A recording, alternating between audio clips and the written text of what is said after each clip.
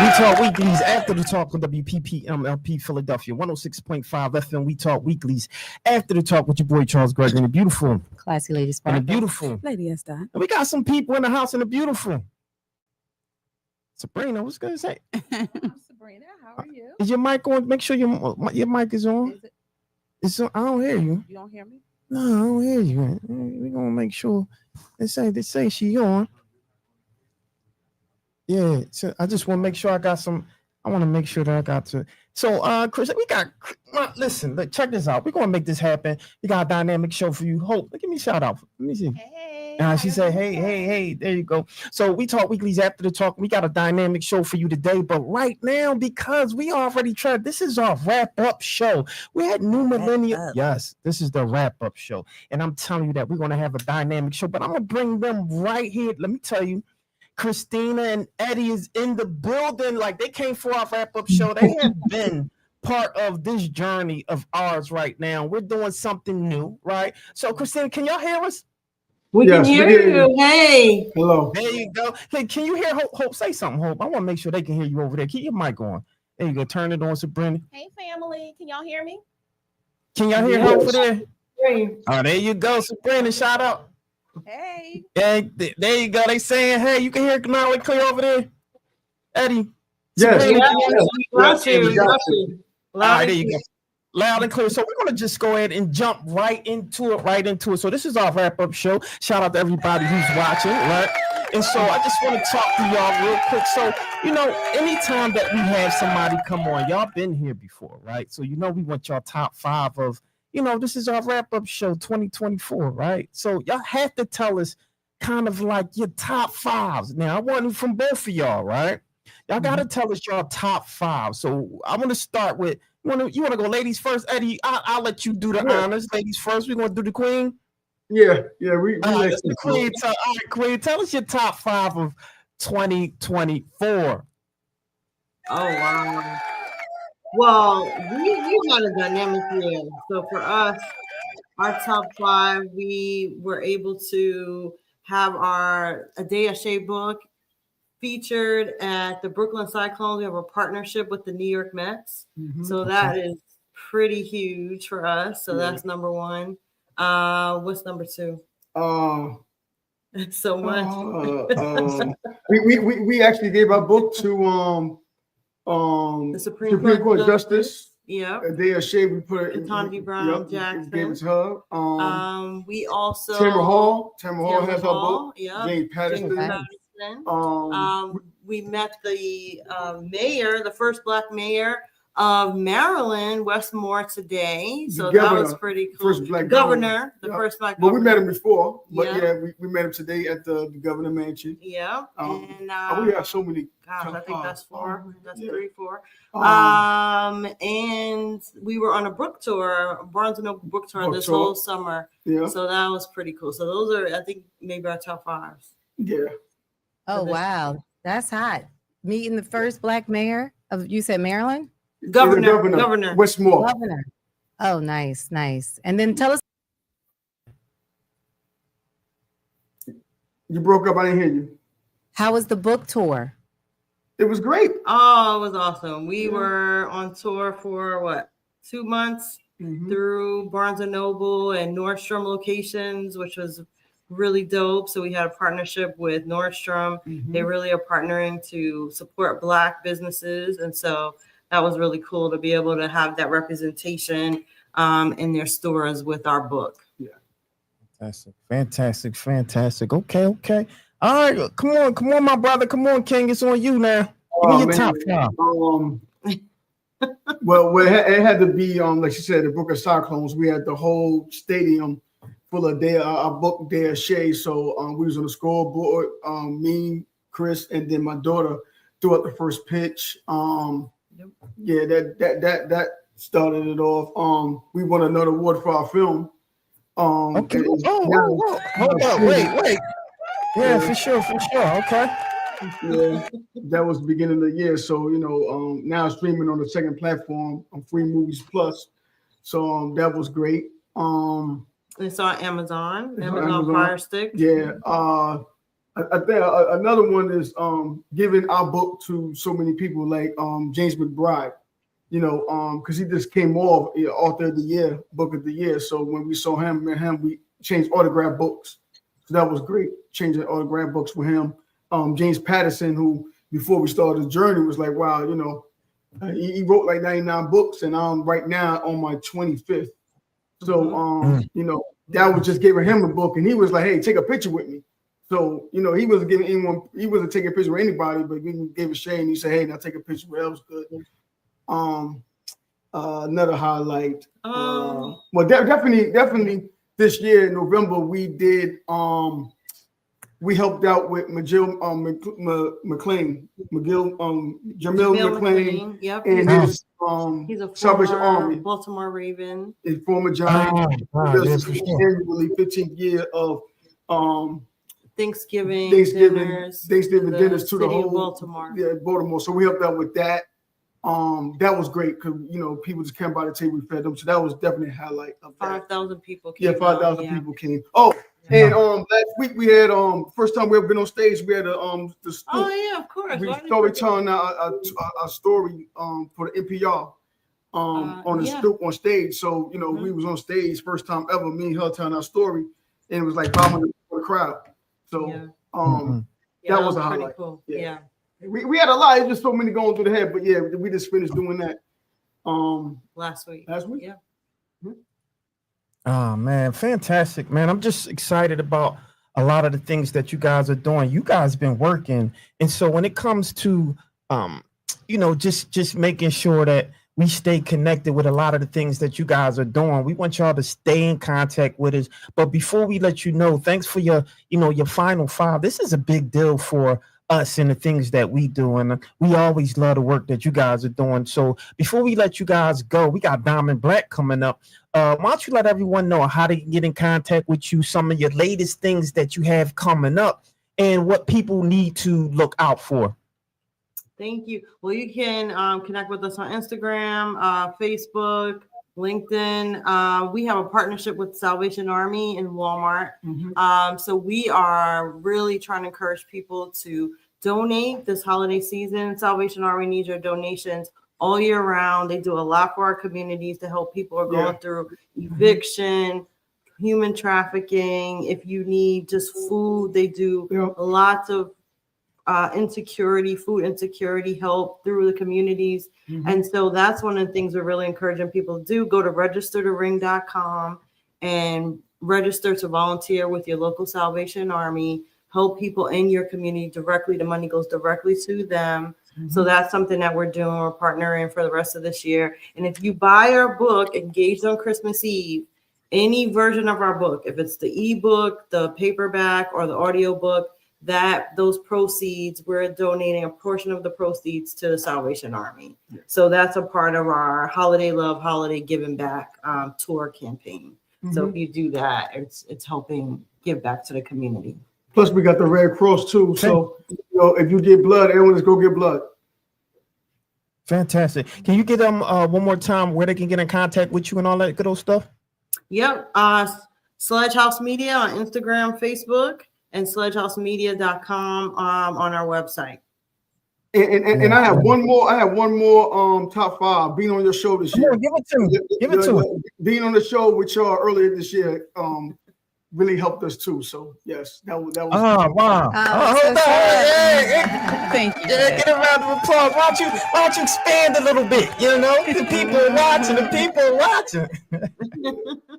We really enjoyed it. We had people who come to our Instagram and join us and all that stuff. So everything's a win for us. So that was a major win earlier this year being on the show. And then you asking us to come back on in the year was icing on the cake for us. So we really appreciate it. Because you didn't have to do that, but we really appreciate it. No, we really appreciate you too. I told you, once you come to the show, you're a friend to the show, so you're always welcome to come back. So we really appreciate you guys. So we want you to bring in 2025 amazingly. Have a great time, and we wish you much success, and we wait for you to schedule back to come back on the show. Absolutely. Thank you. Appreciate it. Thank you. Much success for you too. Yes. Absolutely, absolutely. There you go, ladies and gentlemen. Thank you both. Yes, Christina and Eddie. Look, that's the family right there. You know, you're talking about a dynamic duo that has always been pushing. I remember when they first came on the show, and they, you know, they were really pretty much starting a lot of the stuff that we talked about their relationship. We talked about some of the things that they were getting into, and we talked about, you know, a lot of the business moves that they were making. And every time they come back, I'm seeing more books and more things that they were doing. They were expanding. So that was amazing. A 2 month book tour is like crazy. That's a lot. No, it's definitely congratulations again to them. Absolutely. For sure. So next up, we got Diamond Black. We're gonna pull you right in. How are you? What's your email? We don't hear you, my friend. Looks like.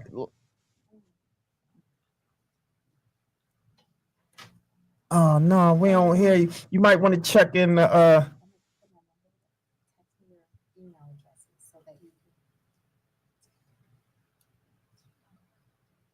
he gonna reach back out and come back in. And so we talk weeklies after the talk, WPP MLP Philadelphia 106.5 FM. We talk weeklies after the talk with your boy Charles Gregory and the beautiful. Classy Lady Sparkle. And the beautiful. Lady Esther. And so listen, this is our We Talk Weekly. This is our year-end wrap-up, and we have two dynamic people that's in here too. You know, we're going to talk a little bit about Fashionably 5 and some of the things. Spark, what are you doing over there? What's going on? You know we live, right? All right, but I'm just saying. You know, do what you doing, Charles. We trying to facilitate something else over here. No doubt. We got Diamond Black. What's it, Diamond Black? How are you, Diamond Black? Spark trying to land the plane. I'm multitasking. Yeah, Diamond Black got technical difficulties. We over here doing this. Like he trying to get on now. We don't hear him. We're gonna make sure he get on. Let me see your audio. We're gonna try to work on your audio, Diamond Black. You should see something that says settings at the bottom, right? And then it should say audio, right? And then once you get to audio, it should say mic. You just want to define which mic that's attached, and you should be able to get it from there. I know it gets a little challenging sometimes.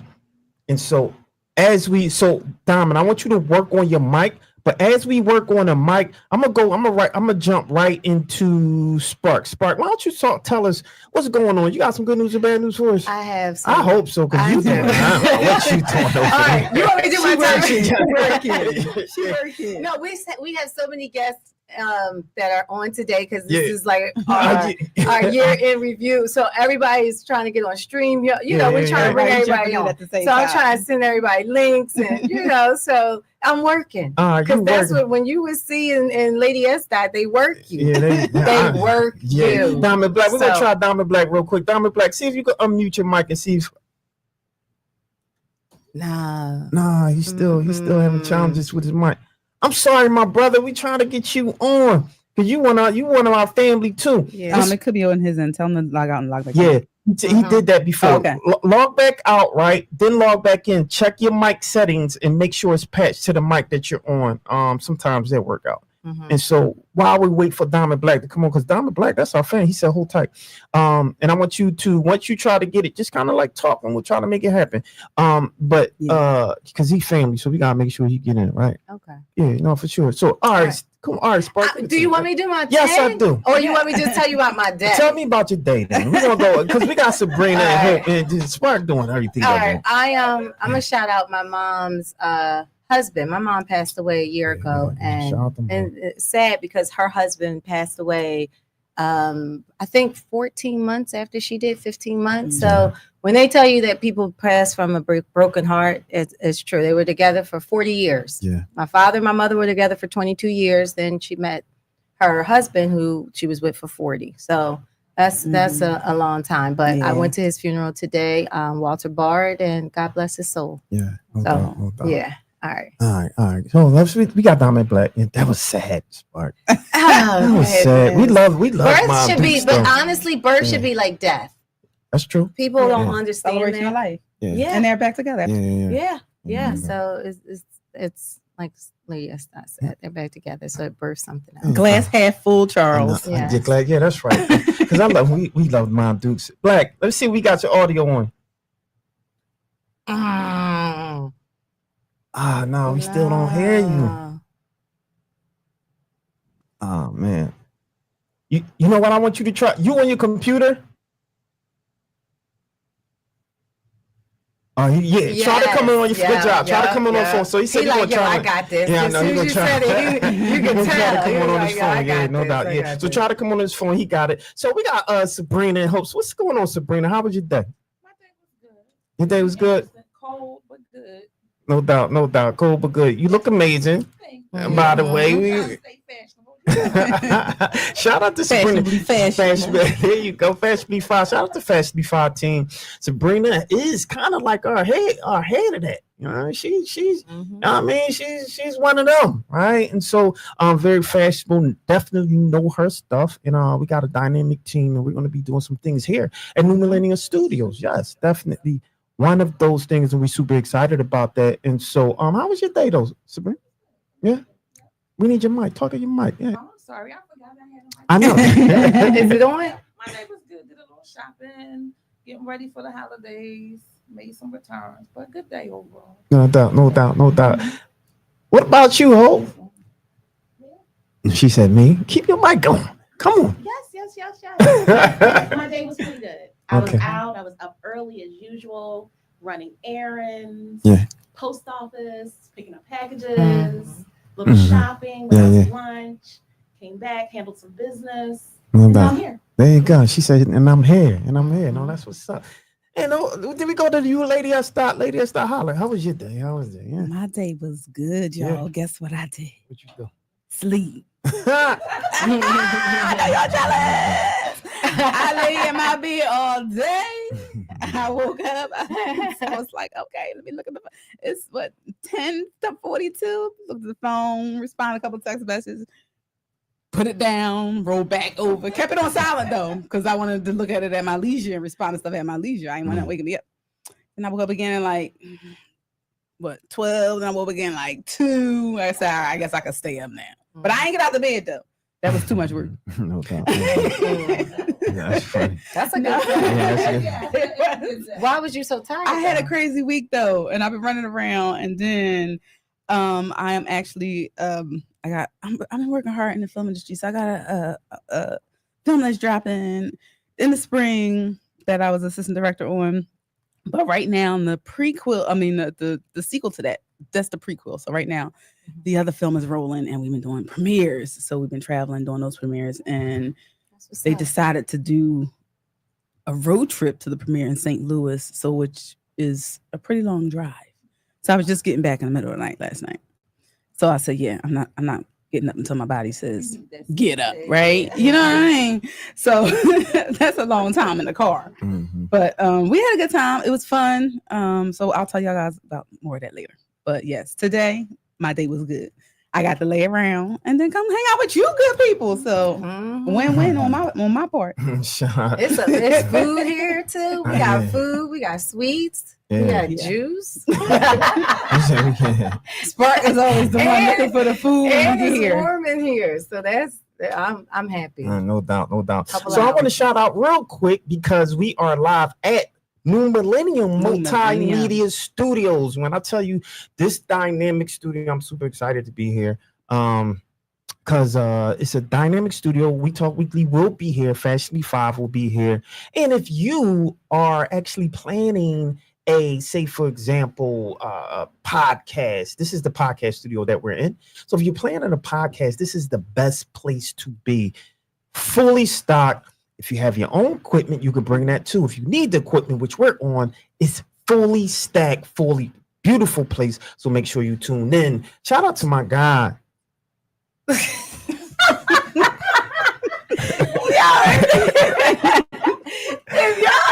out to my guy, brother Rashid. Y'all know what he's doing. New Millennium Studio. So shout out to everybody. Look, if you have been live here at New Millennium Multimedia Studio, so we got Diamond Black. We're gonna see if he's back. And let's, my brother. Okay, can you hear me now? Here we go.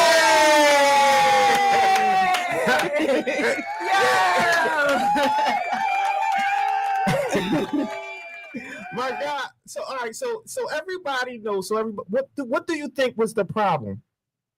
Well, first of all, I am the most technologically inept person. But listen, when I went to sign on, because I was here like 15 minutes early, it had Yeah. different speakers. So I'm trying all three on the speaker audio, like nothing. So I went through my email, grabbed the email, sent it, didn't work in Chrome, had to put it through Safari.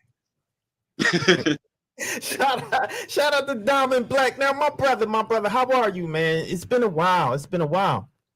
It's been a while. I'm doing great. I'm so glad to be back. It's nice to see you all. The set is looking on point. I was like, y'all looking good. So it's good to be back. It's great to be back. Yeah, fantastic, my brother. So you have to, this is our year-end wrap up, and you're already part of the family. And so when you're part of the family, we invite you back, and you have to tell us your top 5 of 2024. You ready for me? I'm ready for it. Okay. All right, holla at me. Top 5 of 24. Okay, so first will be releasing new music that has really just pushed my artistry boundaries that I really never really thought I could cross. So just the growth. The second will be being on this show once but twice. It was my first ever being on a show that was like televised and on the radio. I thank you guys so much for that. Number 3, got my song on the radio a few stations during the year, so that was amazing and incredible. What was that? Was that 3 or 4? Sorry, is that 4? 3. That's 3. What was that? That was number 3. That's 3. Number 4 would be after years I've been going to night school part-time, I'm entering here. And number 5 would just be alive and well and ready for the new year. Fantastic, my brother, man. That's a beautiful thing. Now you know that it's a lot going on in the world today, right? And so for those who don't necessarily know about who Diamond Black is, why don't you give everyone kind of like a little summary of some of the work that you have been doing and some of the things that you do now? Yeah, for sure. Well, for those who may not know, my name is Diamond Black. I'm an artist from Philly. I believe music is soul and key to the heart. My music and life I inspire and empower. We all have been on this journey of life together, and I really am just hoping that my music can accompany you along the ride. Fantastic. If it was one thing, a legacy that you feel like you would like to leave, what would that be? Definitely a legacy of love. I love that. Yeah, people always remember how you made them feel. You know what I mean? Yeah. As much as, I love music and being a musician and doing all these other things, I just think leaving a legacy of love is like pretty much one of the most incredible things you could do just for humanity. So I would say a legacy. Amazing, my brother. Amazing. So why don't you let everyone know how they can get in contact with you, how they can find all of the great things that you're doing. Let everyone know how they can get it. Absolutely. You guys can check out my website. Send me a message. It's www.diamondblack1likethenumber.com. I'm also on IG at diamondblack1.com. I got a new song dropping 25 called Bread and Butter. So I hope you all check that out. And I just wanted to thank you guys. I was like, just for not only for me personally, but for what you do for media, what you do for Black media, and what you do for Philadelphia. It definitely does not go unnoticed. You all are amazing individuals. I can, personally attest to that. So thank you for all that you do. Oh man, that really means a lot, especially for me, because we do this, with the blood, sweat, and tears. You know what I mean? And for us, being in a community and amplifying voices like yours is really important for us. For you to be able to get, to that possibly next level, for people to see you who maybe have not been able to see you because you don't have a different platform or media-based platform, right? But for us to be able to say, no, we got you, Diamond, we got you, family, it really means a lot for us, man. And so thank you for that. Thank you so much. Thank you. Fantastic. So one more time, how can I get in contact with you and find out all that good old stuff? Absolutely. Check out my website, www.diamondblack1 like the number. Well as I'm on IG at Diamond Black 1. Before you go, can I ask one question? Sure. How do you get your name? Diamond Black? So my dad has been a jeweler for like 35 years. So that's how I got the name. But I wanted it to stand out. So I put black, obviously like the color of my skin. And then the 2 C's on the end stand for inclusion, because whatever I do, whatever I speak, how I live my life, I seek to include and incorporate as many people as possible. So the 2 C's at the end for inclusion, like you CC on an email. There you go. Drop mic. Drop mic. Yeah. My God, that was Diamond Black. Make sure you follow him. Make sure you get all this stuff, support him. Look, that's all we got in Philly, right? If we don't support each other, nobody else will. So make sure you support. We Talk Weekly will definitely support. Make sure you reach out. Make sure you follow him and all that good old stuff. My God, you take care of yourself. Thanks for tuning in, my brother. Holiday 5. All the best. Peace. Thank you. Thank you. So there you have it, ladies and gentlemen. We Talk Weeklies after the talk of WPPMLP Philadelphia 106.5 FM. We Talk Weeklies after the talk with your boy Charles Gregory and the beautiful Classy Lady and Sparkle. the beautiful Lady has that. and the beautiful and the beautiful. Delayed hope. Keep your mic going. Keep your mic going. We good. I'm ready. When You ready? You sure? Yeah, I am. Yes. Because I've last been time I ready. did it, you was doing No, some 'cause signs or I was something like waiting on that. Diamond Black. Okay. I was waiting for him I to know, get, yeah. All right, so give it to me. Holla. All right, so I got my top 10 stories of the 2024. And y'all, please chime in and tell me what y'all think. I'm gonna go from bottom to top. All right. Some of it's hyper focused for Philly, some of it's throughout the world. So number 10, anti-vaxxer nurse walks free in Germany. So this is a shocking case in Germany where they saw a nurse injecting 8,600 in elderly patients with salt water instead of the COVID-19 vaccine. Despite the outrage, judge didn't give her no jail time. None. Sparking international debate. No, she went to court and he let it go. But initially she was actually charged. Interesting. But no, they let her go. So what do y'all think about that? Did the salt water harm them? Salt water is like saline. Yeah. Nope. She just felt like giving them the COVID, the vaccine would be harmful. So She didn't do they it. tell you don't do no harm, but that wasn't harm, but she wasn't following instructions by the doctors. That was insane. Wow. She did harm them by not giving them the vaccine. Yeah. Well, some people controversially think that the vaccine, as an anti-vaxxer, they feel like that they were putting poison. Because I don't know if y'all know, but now the national disability for is to be disabled, you can now get post-COVID.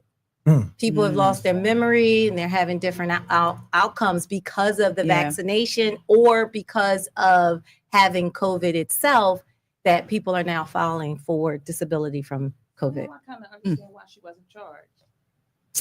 I don't know what the lawyer has said, but yeah. Could be. Yeah, I think yeah. Yeah, because if what she gave them wasn't causing them any harm, there's no harm, no foul. Right. So- But as you said, on the other side, if they had got sick, what is, they could say, hey, they could have been prevented if they would have got the COVID shot. All right, that's number 10. Number 9, Move members demand justice for a 12-year-old victim. I remember that. Yeah, this That's is right, all that's right. 2024. Yeah, I remember that. Yeah, so members of the Move organization have called the University of Pennsylvania to return the remains of a 12-year-old victim of the 1985 Move bombing. The fire killed 11 people and remains a painful memory in Philadelphia. Y'all recall that? I remember that. Do I ever? All right, number 8. A train platform tragedy in Philadelphia. A disturbing altercation on a train platform in University City resulted in Chaz Waring being charged with manslaughter after video footage showed him throwing another man on the platform who succumbed to death by the train here in Philadelphia. That was number 8. Number 7. Historical mayoral election coverage by We Talk Weekly. So yeah, we did that. Yeah, we definitely did that. Yeah. Philadelphia welcomed its first woman mayor as the city's 100th mayor in 2024. However, We Talk Weekly made history as the first media outlet to interview every mayoral candidate during that campaign. That's right. That's and That's right. that was the highest candidates of the Philadelphia election. They've never had that many candidates run for mayor. Like 10? Yeah. 14. 14. Oh, man. Yeah, it's like 14. 14. Wow. Yeah. Gave each and every one of them the business. Yeah, yes, she did. Yes, she did. Yeah, that debate was I have my different people. I like the judge. I Here like the comes judge too. Yeah, I yeah. like the I remember judge. that. I was impressed with David O as well. Yeah, shout I out to was David O. impressed with David See, O. the reason I like David O, I see David O in the streets. Mhm. So that's why I like David O. So definitely that. Yeah. Yeah, no, for sure. Yeah. Yep, but the people spoke, and Yeah. Sherelle Parker. And he supports the First arts and woman. everything That's that we right. do, That's which is right. important. Everything we do, Everything he we supports us. do, Absolutely. and for our youth. So yeah, that was a big Yeah. one for me. Yeah, That stood yeah. out for me. yeah. All right. Hunter Biden's legal battles. Hunter Biden faced accusations of evading $1.4 million in taxes involving drugs, alcohol. Although initially facing 50 years in prison, he was pardoned by his father, now President Joe Biden. Mhm. Yeah. That was 20. That goes down in history books. Yeah. Question though. I agree. I mean, okay. So let me ask you this real quick. Do you think Biden should had pardon Trump? Trump gonna pardon himself. So should he have done it just to say? Pardon everybody. So Joe Biden pardon his son as he should. He should have said that from the beginning. I agree. Yeah, but that was the controversial part. When in the beginning, if you're going to stand on business, he kept saying, "No, I'm gonna let the justice system do whatever they need to do." Son was facing 50 years. He said, "Oh, God, before I get out of here, y'all saying that the good guy always let last laugh, Yeah. last." Yeah. So he said, "I'm pardoning my son." So No, that's right. he did. Okay, number 5. Gruesome beheading in Pennsylvania. A man in Pennsylvania horrified the state when he was arrested for beheading his father. The case shocked the community, but I don't remember that. all these are their stories on. He don't be paying attention I now. don't remember either. The case shocked the community, but received limited media coverage with brief updates. A disturbing video of a man holding what he claimed was his father's decapitated head. This was in Pennsylvania. Wait, what? I don't remember this. Circulated on YouTube for hours. It was viewed more than 5,000 times before it was taken down. Oh, I missed that. Y'all don't be paying attention to good news, bad news. They always talking about you give all the bad news, but y'all don't be listening. Nah, that's because hold on. Let me give a round of applause. We got a special guest in the house that just came in. It's on. It's on. Yeah. Hi. And so hold on. So listen, you remember that story? I actually do. It was in Bucks County. There we go. It was a white young man who decided to decapitate his father. Now, we don't know why he made the decision to decapitate his father. I'm sure he's seeing some kind of psychiatrist, but people want to know why did you commit such a gruesome act? What was his father doing? What was going on? Right. What was their Mhm. relationship?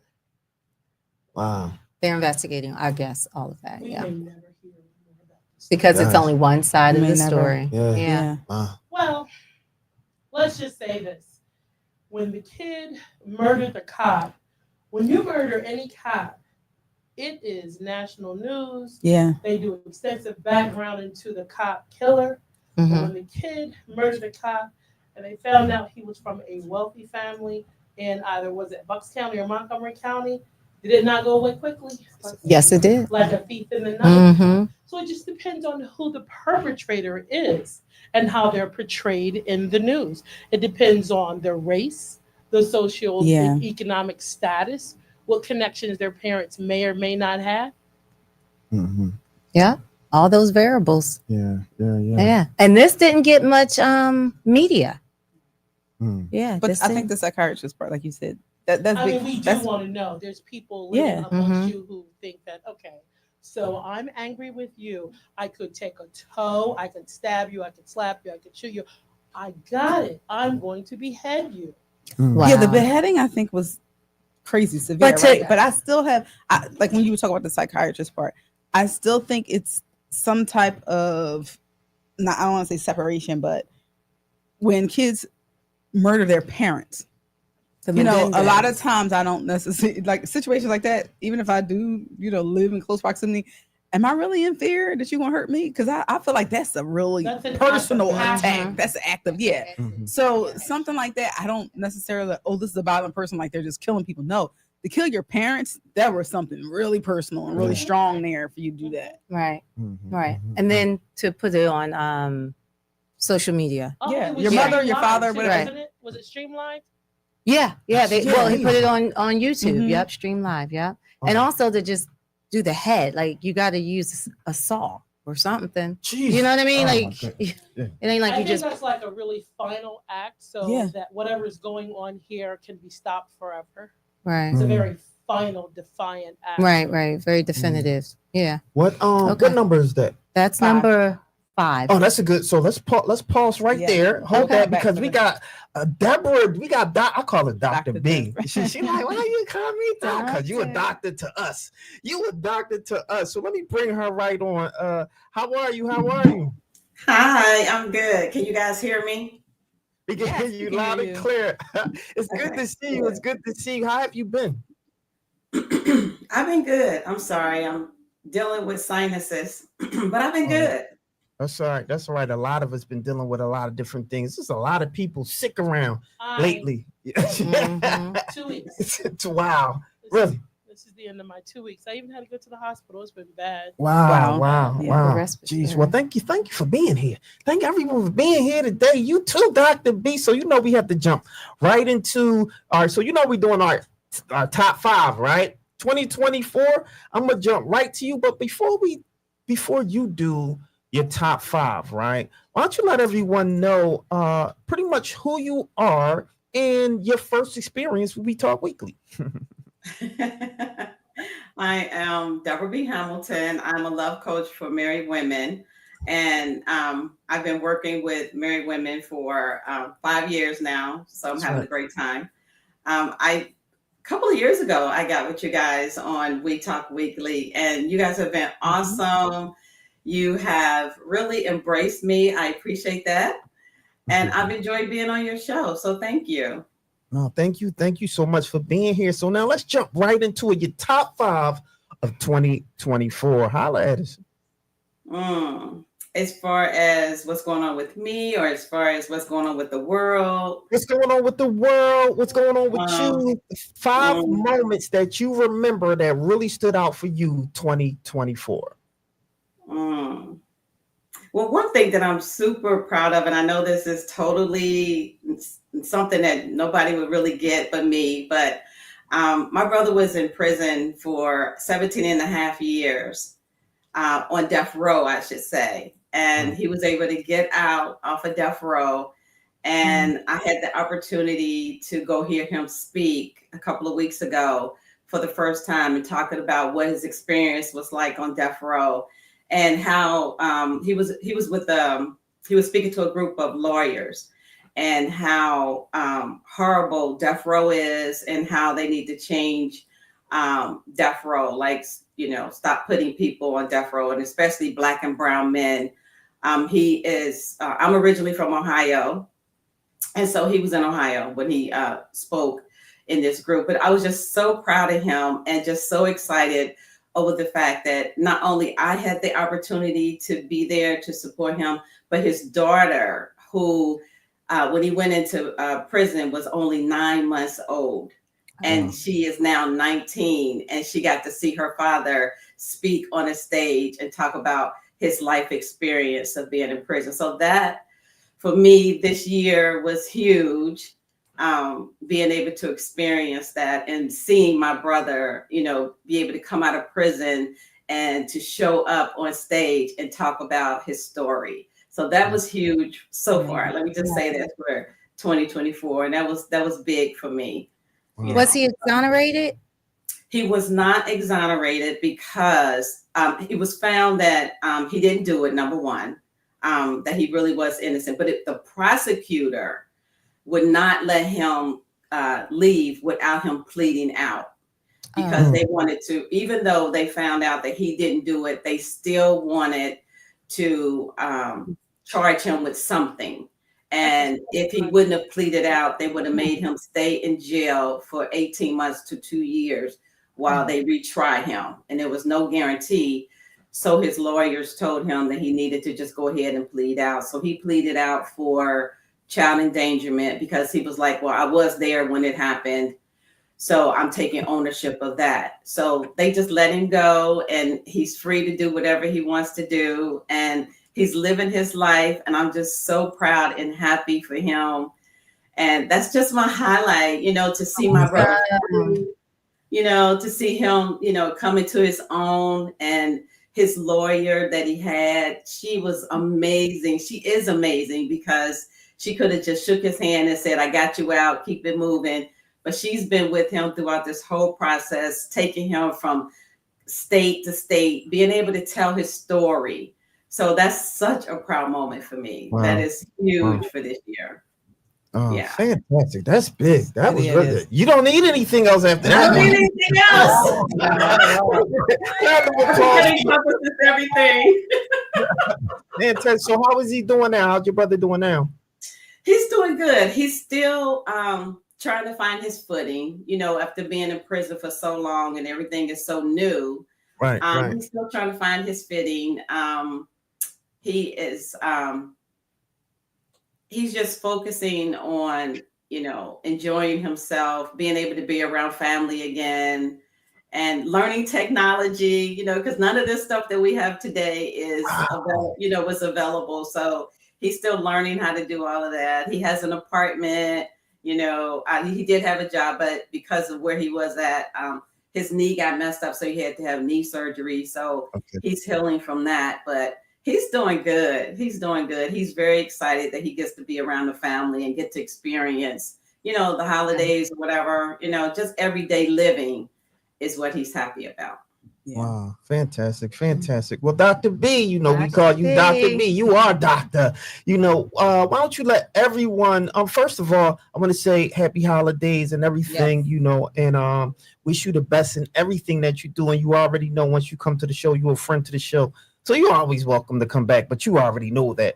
But I do want you to tell everyone how they can get in contact with you and how they can find you and all that good old stuff. Yeah. Okay, talking to me. Oh, okay.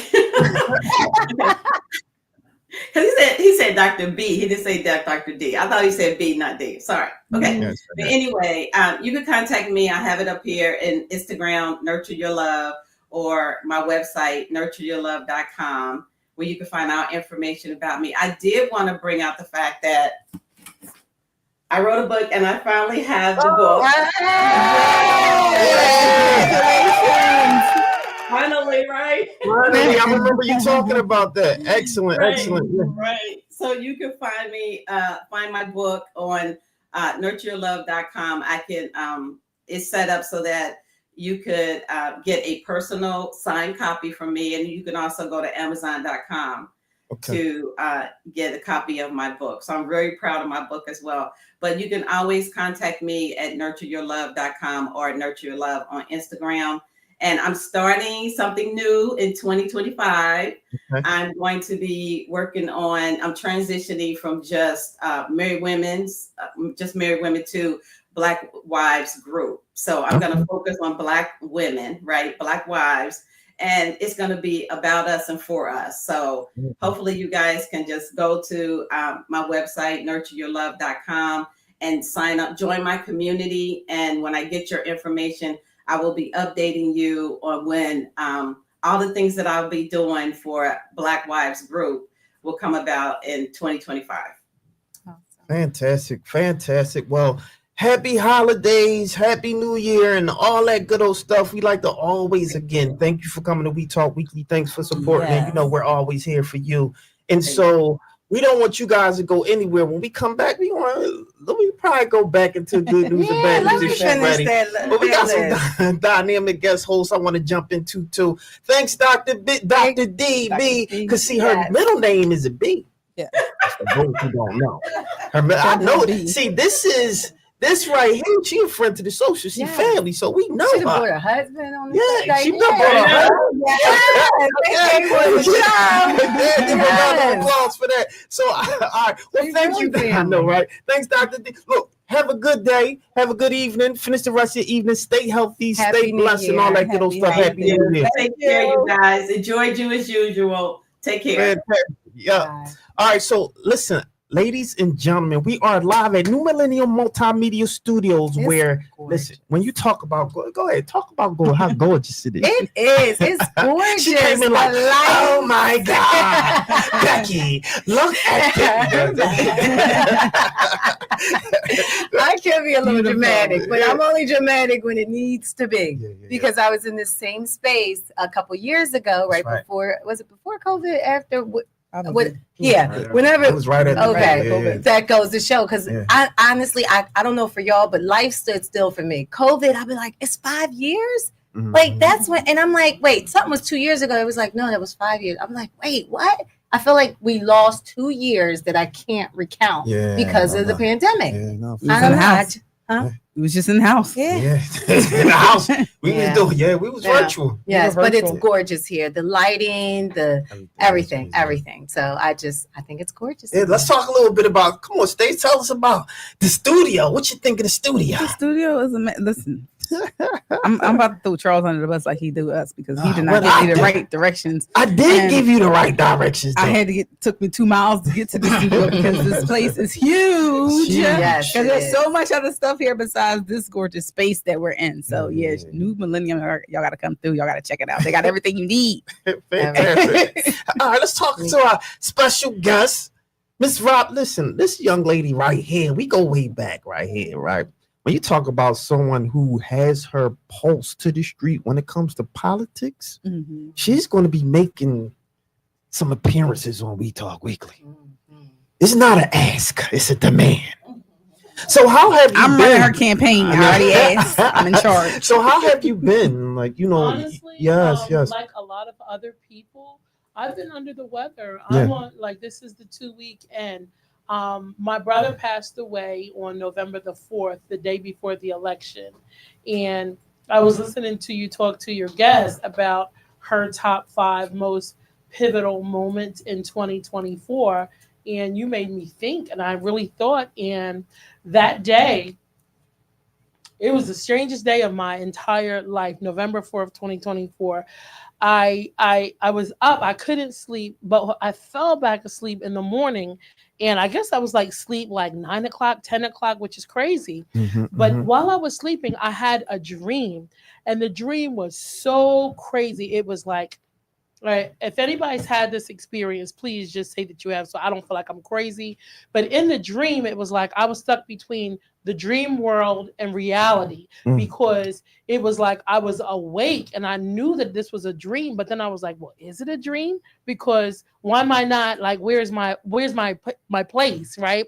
But in the dream, something scary had happened to my daughter. So I was trying to wake myself up to say, let me call her to make sure she's at work, because this can't be true. This is a dream. So I was stuck between a dream world and reality. And then the phone rang and I woke up and I was out of breath. And I was oh God, thank God that dream is over. That wore me out. And it was a doctor saying, hi, we have your brother in ICU. So I didn't even have time to decompress from that crazy ass dream that wore me out. I was what? So that began the day of my brother actually passing away at 4 o'clock. So as I was walking into the VIP section of the Harris Waltz campaign, that big hoorah that was held at the Art Museum, as I was walking into it, opened up at 4 o'clock, I was listening to the doctor tell me he's passing away now. So I was is this happening? This is happening. What's going on? And everyone else around is oh, Oprah, oh, Kamala. And I was in this tiny little world in this big world. And there I am crying, my eyes out. And people are looking okay, no, you that excited to see Kamala? Not at all. Yeah. And then finally someone who knew me said, what's going on with you? And it's what's wrong with you, Melissa? This is not you. And I'm well, my brother just died. They're what? I'm no, he just died. So he held the phone and as he passed away. And I'm the youngest of 11, and that's my second brother. And I really did love my brother. He was one of my besties. Yeah. And we know that everyone has to leave and go on to glory. But you are a human person having a human experience, and you don't know what's going to happen to you until it happens. Yeah. And you got to deal with this is it. I can't go back to yesterday. This is it now. So how am I? I've been sick ever since then, because the nieces and nephews flew in from everywhere. Then we had Thanksgiving. Then we had PA Society. And we actually filmed the show from New York Hilton. Right. Where not laughing, nothing's funny about the man being murdered, but the man had just gotten murdered there. Brian Thompson, CEO from United Healthcare. Yeah. So I'm on the two week end of being really, really, really sick, and my brother passing away. I tell you all that to say, I thank God for the gift of life. I thank God that I'm here, that I'm breathing and I'm alive, and I'm excited for whatever our Creator has for me. Like whatever comes between now and when I take my last breath, I'm very excited for that. Oh, fantastic, fantastic. Melissa. Literally. So that's how Melissa's doing. And hi, everybody, and thank you for having me here. That's I know that was long. It's all right. It's all right. You see how the safe dynamic this place. young lady is. You want hope, But you're here. I said this is a safe place. This is all You're family. here. That's right. You know, and that So we feels got good because y'all didn't bring anybody out the closet. Y'all standing here. You know how you think you're in a safe place and then you just be like, Looking at your side eye. right. Like anybody told me. That's funny. That's funny. So thank you all. And by the way, your studio is absolutely gorgeous. It is giving. It is. Thank you. The only thing that it's missing is black and white huge photos of all Hollywood glamour. Like I love that. Renaissance. That's the only thing. I think that's artwork missing. is on its way. Yeah. There's some big artwork that is coming. Yeah. Artsy fartsy.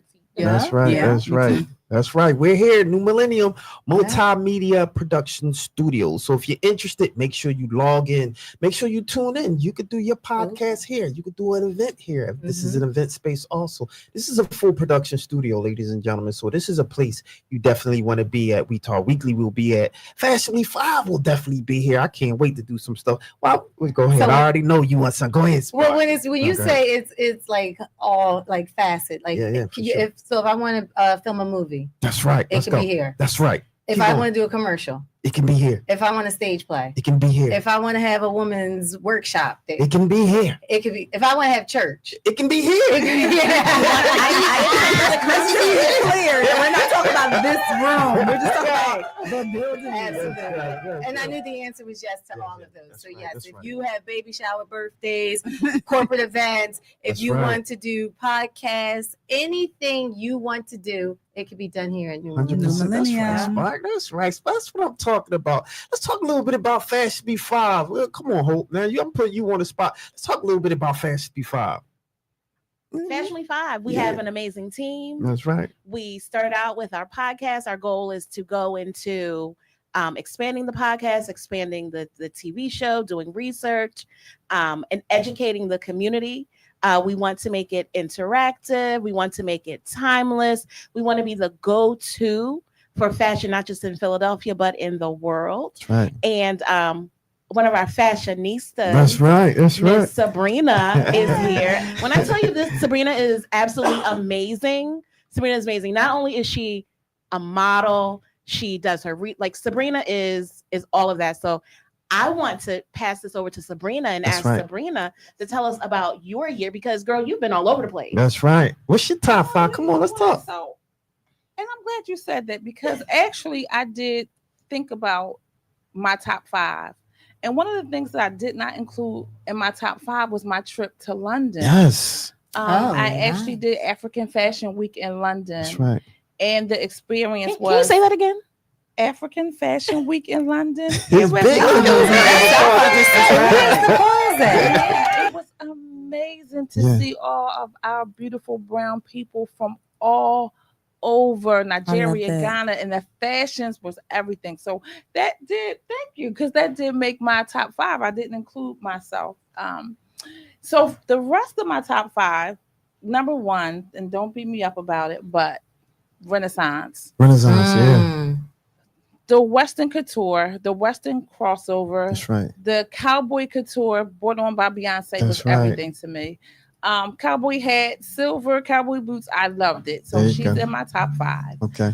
My others, let's see, number 4 would be the passing of Iris. Recessa, She yeah. was a big icon in the fashion That's industry. right. I forgot about that. And she is one of the people that I looked up to as far as the outrageous colors. I love color. And she exuded color and exuberance, and her personality was everything. That's She right. lived to be 102, so Yeah. I'm rooting for that. I'm shooting for that star Right. too. Let's see what else. Oh, the return of Victoria's Secret to the runway after a 6-year hiatus. So I was happy to see all of the models back on the runway. I was especially happy to see Tyra hit the runway. She's a little bigger. She picked up some weight. So cheers Don't to we the plus all? size community in the fashion Mhm. industry. I think my number one, and I don't know if any of you seen it, Tom Brown's fall 2024 collection. Yeah, that was one of my When I favorites. tell you that collection gave me goosebumps, it was everything. To see that runway show, it was everything. So Tom Brown has my number one spot for 2024. A round of applause for her. That's fantastic, Sabrina. Tom Brown. Yes. I think so. Yeah. I like Balmain though. I like Balmain. I like Balmain as Yeah, well. But yeah. did you see what Tom Brown did Yes, with They get that tweed jacket? number one. He definitely number one. So the I agree same with you, yeah. manufacturer that Chanel gets their boucle and their tweed jackets from, he uses that same manufacturer. Mm. However, he took that tweed and he dipped it into black tar, Mm. and it looked absolutely amazing. Amazing, yeah. Amazing. Yeah. So I gotta get proud. Round of applause for Sabrina right there. That's why she's the star of my show. I'm trying to tell you, kudos to you. So I don't want y'all to go anywhere, because guess who we got coming up next? We have someone, committee of 70 now. And this is like my sister from another. You know, she's like this big sis right here. She's so bright, so talented, so amazing. And I want to bring her on right now. Everybody give a round of applause for Tanisha Bezou. A round of applause for her. How are you? I'm feeling great. Thank you so much. I'm blushing from that intro. Thank you. It's great to see you again. I know, right? You know, so since you have been on the show, how have you been? I've been busy. So for people who don't know, Committee of 70 is a nonpartisan nonprofit here in Philadelphia. We've been around for 120 years. And we are focused on making sure that elections are free, fair, safe, and secure. So I saw you in the midst of being out there trying to make sure that eligible voters felt confident about and knowledgeable about the vote. So we did about 120 different activities from September up until Election Day. So just out in these streets trying to promote the satellite election offices. I did about 50 information sessions. Wow. We did stuff for Vote Early Day, like all over the city, North Philly, West Philly, Center City, of course. We had the Sixers come out and help us give out food and information about voting. So just really trying to make sure that people felt like their voices could be heard and knew what was on the ballot. Fantastic. And, you know, we always love when you jump on the show. As you know, you're a friend to the show now. So, you know, every time we'll be reaching out, make sure you come on. Absolutely. I mean, we've got some things coming up that, like, so of course, elections are twice a year. We have the primary. The upcoming primary is May 20th. The things that are going to be on the ballot, the district attorney is up again, our city controller who does the audits for our budget. So in between the two elections, primary and then the general in the fall, we also really want to make sure that every resident, not just voters, but every single person in the city knows how government should work and then knows like the part that they can play. And so I'd love to come back and talk about the work that we're doing around how Philly works. We are working with the Welcoming Center. They're nonprofit that's been around, I think, since 2003 that supports the immigrant community here in the city. We already have How Philly Works in English, Spanish, and Chinese, but they're helping us to translate that and other materials into other languages. So that is a huge thing we're doing. We're also partnering with the school district to make sure that young folks know how the city works. And then it's almost budget season for the city. And as people may know, because of everything going on with the arena, our city budget is 6.4 billion a year. And so a big part of what I do in between the elections is just talk about the city and like how the city budget comes together and then how we can have a say in those activities. So I would love to talk money with you. And let's talk money all the time. Come on, I love talking money. I'm trying to say, and so you're the right person to talk to, to talk about it, especially as it relates to, how it's affecting, how it can affect the community in Philadelphia specifically, right? And so I think this is an excellent moment to pull you in to talk about your top 5 moments of 2024. What are they? Man, top 5. I know that I absolutely loved, one, getting to be in studio with you guys. I was so nervous and you were just so kind. So that felt really good of having like a new way of connecting with people.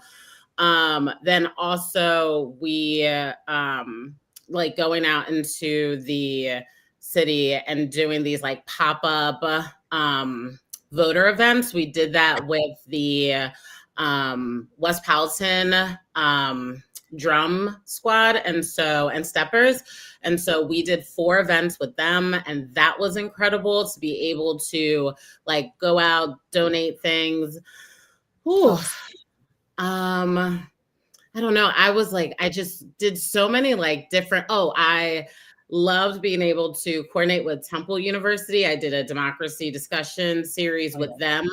And the amazing deans that work there made my sessions kind of mandatory for different student groups. So at one point, I was with 150 sorority and fraternity members, like at 8:00 at night, because that was a time that worked for them, just going over how they can spread the word and be trusted messengers.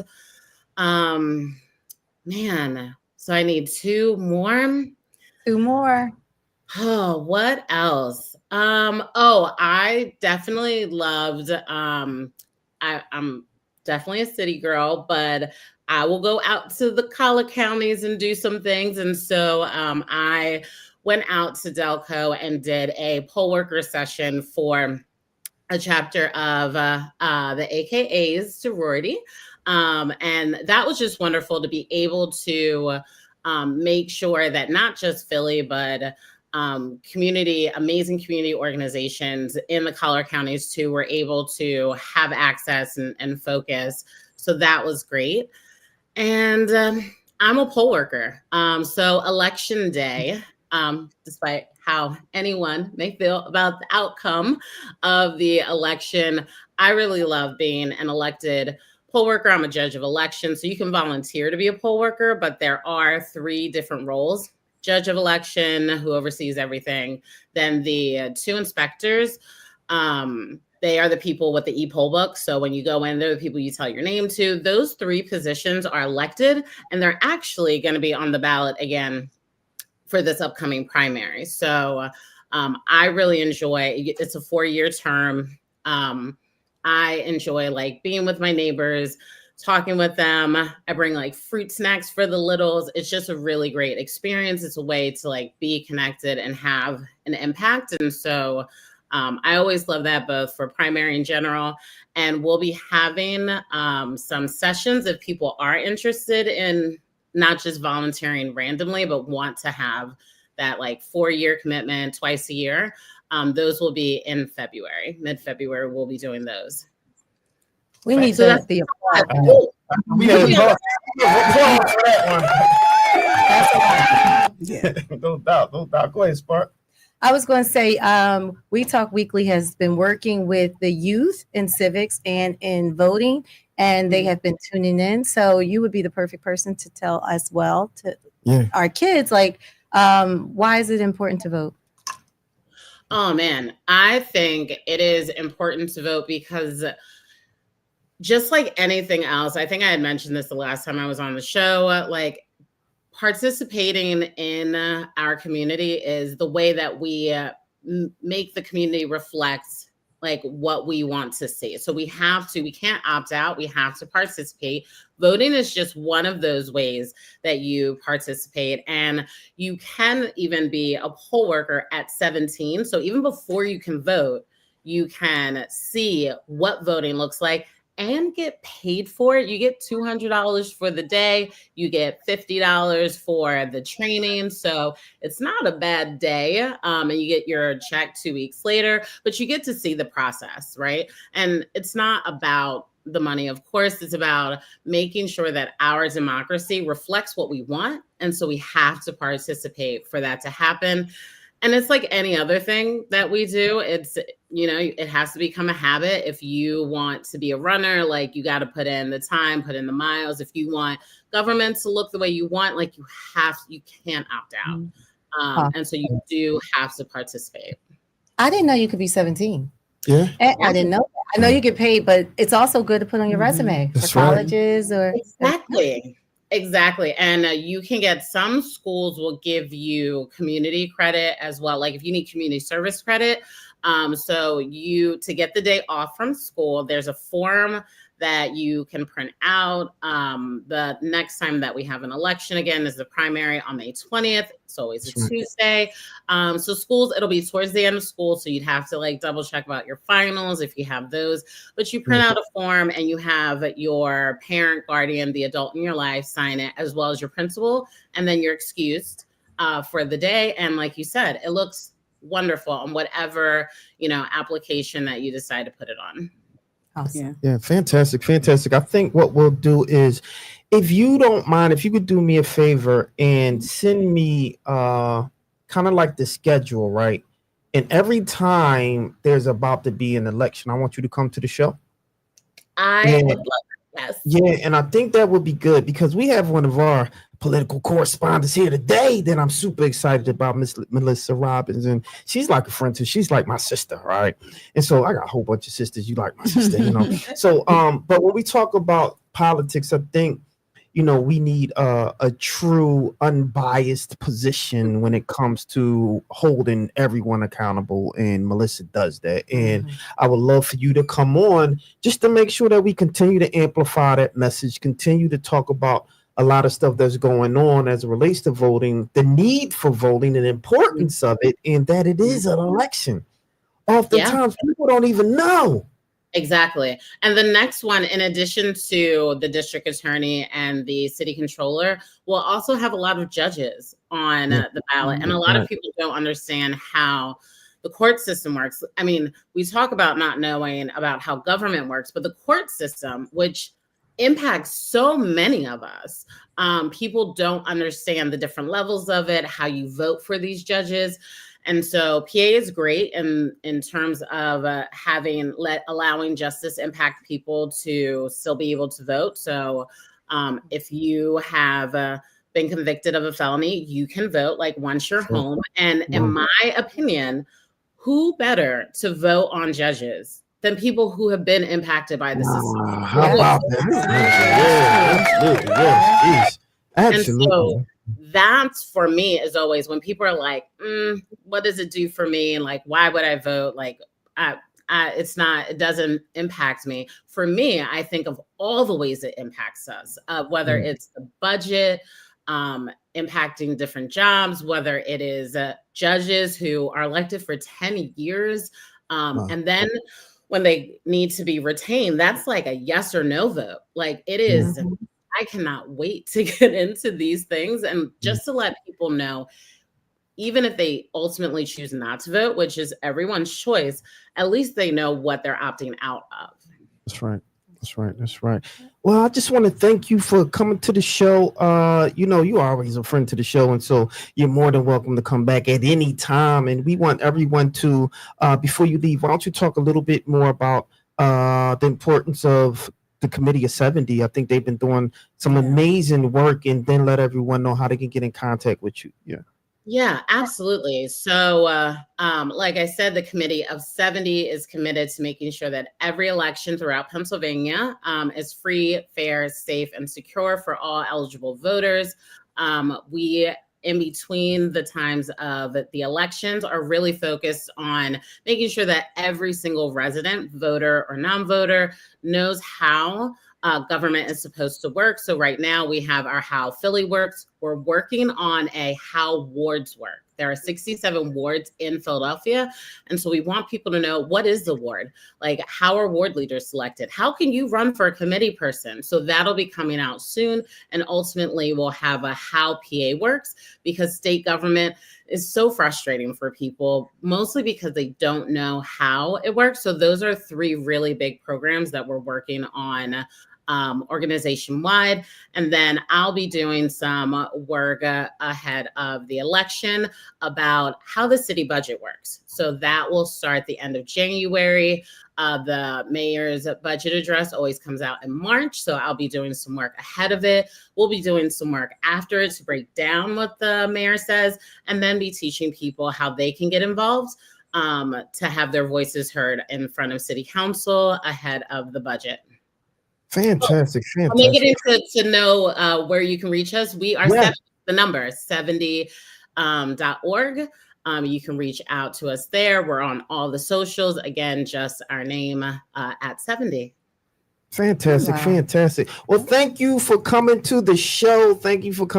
You already know you're a friend to the show, so you're always welcome to come back. And we want to say to you, happy holidays. Happy holidays. Thank you so much, and happy holidays to you. I don't even know where that came from. I'm waiting for y'all to say something. It's like Charlie's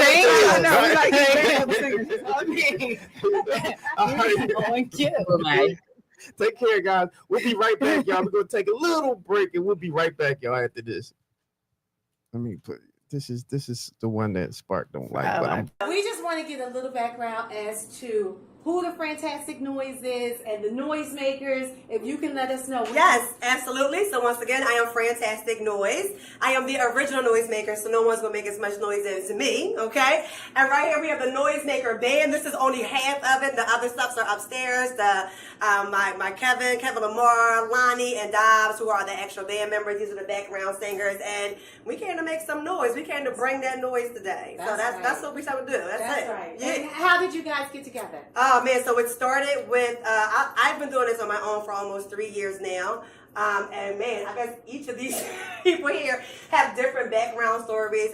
Most of us went to the same church together, and we just kept going. This one, this is one of my assistants here. One of like my biggest supporter, my biggest shooter here. She's an assistant. So we just been building, and the same thing with upstairs with the band. Just meeting through people, kept networking, kept seeing, and it was just like God ordained. Bam, here we are. Awesome. Yep. Well, could you guys do We Talk Weekly a favor? Yes. Can you give us a drop in a melody type way? Oh, a melody type way? Yes. Okay.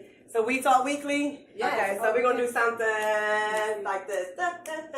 We talk weekly, come and hear us. We talk weekly, come and hear them. We talk weekly, come and hear them. We talk weekly, come and hear them. We talk weekly, come and hear them. We talk weekly, come and hear them.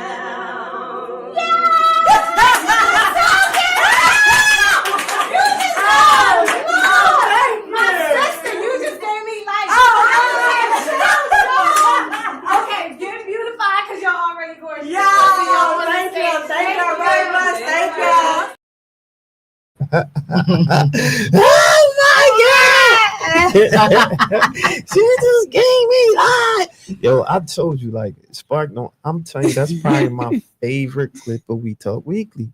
It's Fantastic words, noise. and it's your favorite. I I'm in the love middle. it. If you was to just bring if you down could my just cut that part of the screen. the end of That's the fun part, though.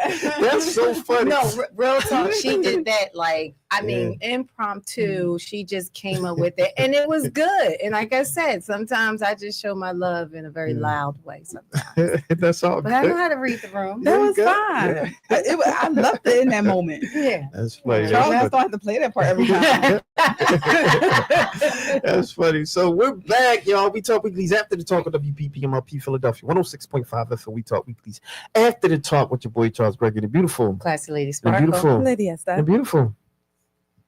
Sabrina. I ain't going to just say y'all beautiful. Oh, There you go, and the beautiful, Sabrina. the beautiful. Melissa Robbins. There you go. She understood the right. assignment. And I want to bring Melissa back on real quick. We're live. This is our year-end wrap-up. Super excited. New Millennium Multimedia Studios in production, media sound, any and everything. Production. You gotta give a tour one day. Yeah, we definitely got to do a tour. We're gonna do a live tour though. Spark. So I didn't invite people down, so you about to be busy. He said he right. What happens? Let's do it again. What happens? What can happen here? Oh, do a repeat. Let's do a repeat. I'm impromptu, so you might not get the same thing. All right, we'll get something else. All right. You want to get married? That's right. You could do it here. That's right. Anything else? You want to, like I said, you want to do a stage play. That's right. You could come here. That's right. You want to have church? Mhm. You could come here. That's right. You want to take your dean? You could come here. That's right. You can come here for all of the things that you need. Get a round of applause for that. All right. So, as we've been talking about voting, I think it's only right to bring one of our correspondents on. Melissa, I know you had a few updates. I want you to give a few updates as it relates to, some voting, one, the importance of voting, and some updates, because I know you shared some potential updates as it relates to voting. Yeah. Well, it's always good to have an organization, a nonprofit organization that is nonpartisan, because you're getting actual information that's non-biased, right? The Committee of 70 is one of the oldest organizations. It's historically been an all-white male conservative organization. It's only recently, over the past couple of years, that we began to see Black faces like Tanisha and a couple of Black faces here. But historically, it has been an extremely Republican, conservative, white male organization. And I guess they realized this is not sustainable. Who's going to pay attention to us if we don't even see the community or part of the community that we're trying to serve? And I think it's really important to know that who these people are. When these people are coming on the shows and they're nonprofits, it's important to know the history, because a lot of people out there are like, oh, never heard of them. Say who they are. Say what you stand for. Right. Transparency is critical. So one of the things, there's an election every 6 months. Every 6 months. It must be a way of life. Why is voting important? Well, how did you get the right to vote? The 1965 Voters' Rights Act. In order to get that act passed and signed, people had to die. A lot of violence, right? Just like we had an insurrection on January 6th on Capitol Hill, because there, obviously was some questions about a transfer of power. Well, guess what? People had to do things that they would not ordinarily do to say, we are working American citizens. Our ancestors helped to construct this country from the ground up. We are going to have our right to vote. And it took a lot of blood, sweat, and tears from our ancestors. So for people to be willy-nilly about their ability to vote, there's a reason why civics is not mandatory in Philadelphia. You go outside of Philadelphia, civics is mandated. It was mandatory in the great state of Maryland, where I was educated. Ever since I was 4 years old, I learned about government. Ever since I was 4 years old, I learned every year more and more about government. So why are our children, or the children who make up Philadelphia County, why are they not learning about civics? Well, if you educate people, you empower them, right? That's right. But if you undereducate them, you make them controllable. You turn people like that into worker bees. You don't teach them to earn. You don't teach them to lead. So it's incumbent upon us to do it for our own children. You don't send your kid off to school and think the school's going to teach your child to be great. Greatness comes from inside that household. That's right. That comes from mom and dad. So the elections, right? Yeah. Guess what? Who's going to oversee the resources in your district? In Philadelphia, slight correction, there are 69 counties, okay? 66 wards. Out of the 66 wards, 3 are so large, they're considered A and B. So you have 35 A and B, which is in South Philly, which is Trump territory. They vote Trump. Then you have Ward 40, which is A and B, that's in Southwest Philadelphia. And then you have Ward 66 is in the greater Northeast. The furthest north that you can go is 66 A and B, which is all Trump territory. So that gives us a total of 69 wards in the city of Philadelphia. And another correction about voting. In the Commonwealth of Pennsylvania, you get your rights restored after you're convicted of a felony. While you're in prison serving time for a felony, that is the only time that you cannot vote. If you commit a crime and you're on state road, you have not been tried, nor have you been convicted. Wow. You're considered pre-trial. Your voting rights are you're eligible to vote, right? The only time, and I mean the only time that you cannot vote is when you are serving time for a felony. The day that you walk out, your rights have been restored. Before you are convicted of any crime, your right to vote is there. Wow. You can send a mail-in ballot from State Road. People, they don't know. Wow. Goes back to education is power. Why would I not come to We Talk Weekly and share information that I have? Because in me, sharing information empowers other people. Just like people share information with me, it empowers me. Wow. You know? So it's critical that we're giving accurate information to our people, because right here and right now, we're about to watch huge wealth transfers, right? We're talking about people are dying off, so they have to transfer their wealth, right? Yeah. Is your stuff in order? Does your family have stuff in order? If Big Mom passed away or auntie or uncle passed away, do you know where their deeds are? Do they have life insurance? Do you want their property to be tied up in probate court and pay those astronomical fees? Nobody wants to talk about death, but you got to get up out of here. Ain't nobody getting up out of here alive. So have those tough conversations with your family about who actually owns the property, whose name is on the deed. We don't want to hear about auntie say, when I pass, the house is mine. Go pull the deed. Go ahead and transfer it. Get a will. Get that going. Don't be arguing at the gravesite, and don't be arguing at the repast. Wow. Had that conversation before our loved ones go into glory. Jeez. That's Melissa Robinson. Yeah. Y'all. That's Told y'all. That's because we lose wealth. Do we not lose wealth? Yeah. We lose wealth when we don't have those conversations. And also, even with the banks, you could become a beneficiary on their bank account, so that if something happens, you can even get the funds that are in there. Because guess what? You can't get that if there's nothing that says it's frozen. Yep. Then the state gets involved. Yep. So I know I came here to talk about politics, but I do a radio show on Word Radio on Friday, the Black Women's Leadership Council. Right. And on that show, I talk about the importance of entrepreneurship. I talk about ownership. I talk about switching your mind from a consumer mindset to an ownership, and teaching your children. If you give your children a little iPad, why would you not drop gems to your child? Why would you not plant seeds at 4 about entrepreneurship and ownership? Why would you not do that? Because at this point in time, we see what's happening. We see our country being robbed blind. Yeah. We see, case in point, I'm going to tell you this, right? Most people did not pay attention to this, right? This is how you people are robbed of your wealth in plain sight, all because you don't know. So listen, all those people who invested into cryptocurrency, Bitcoins, right?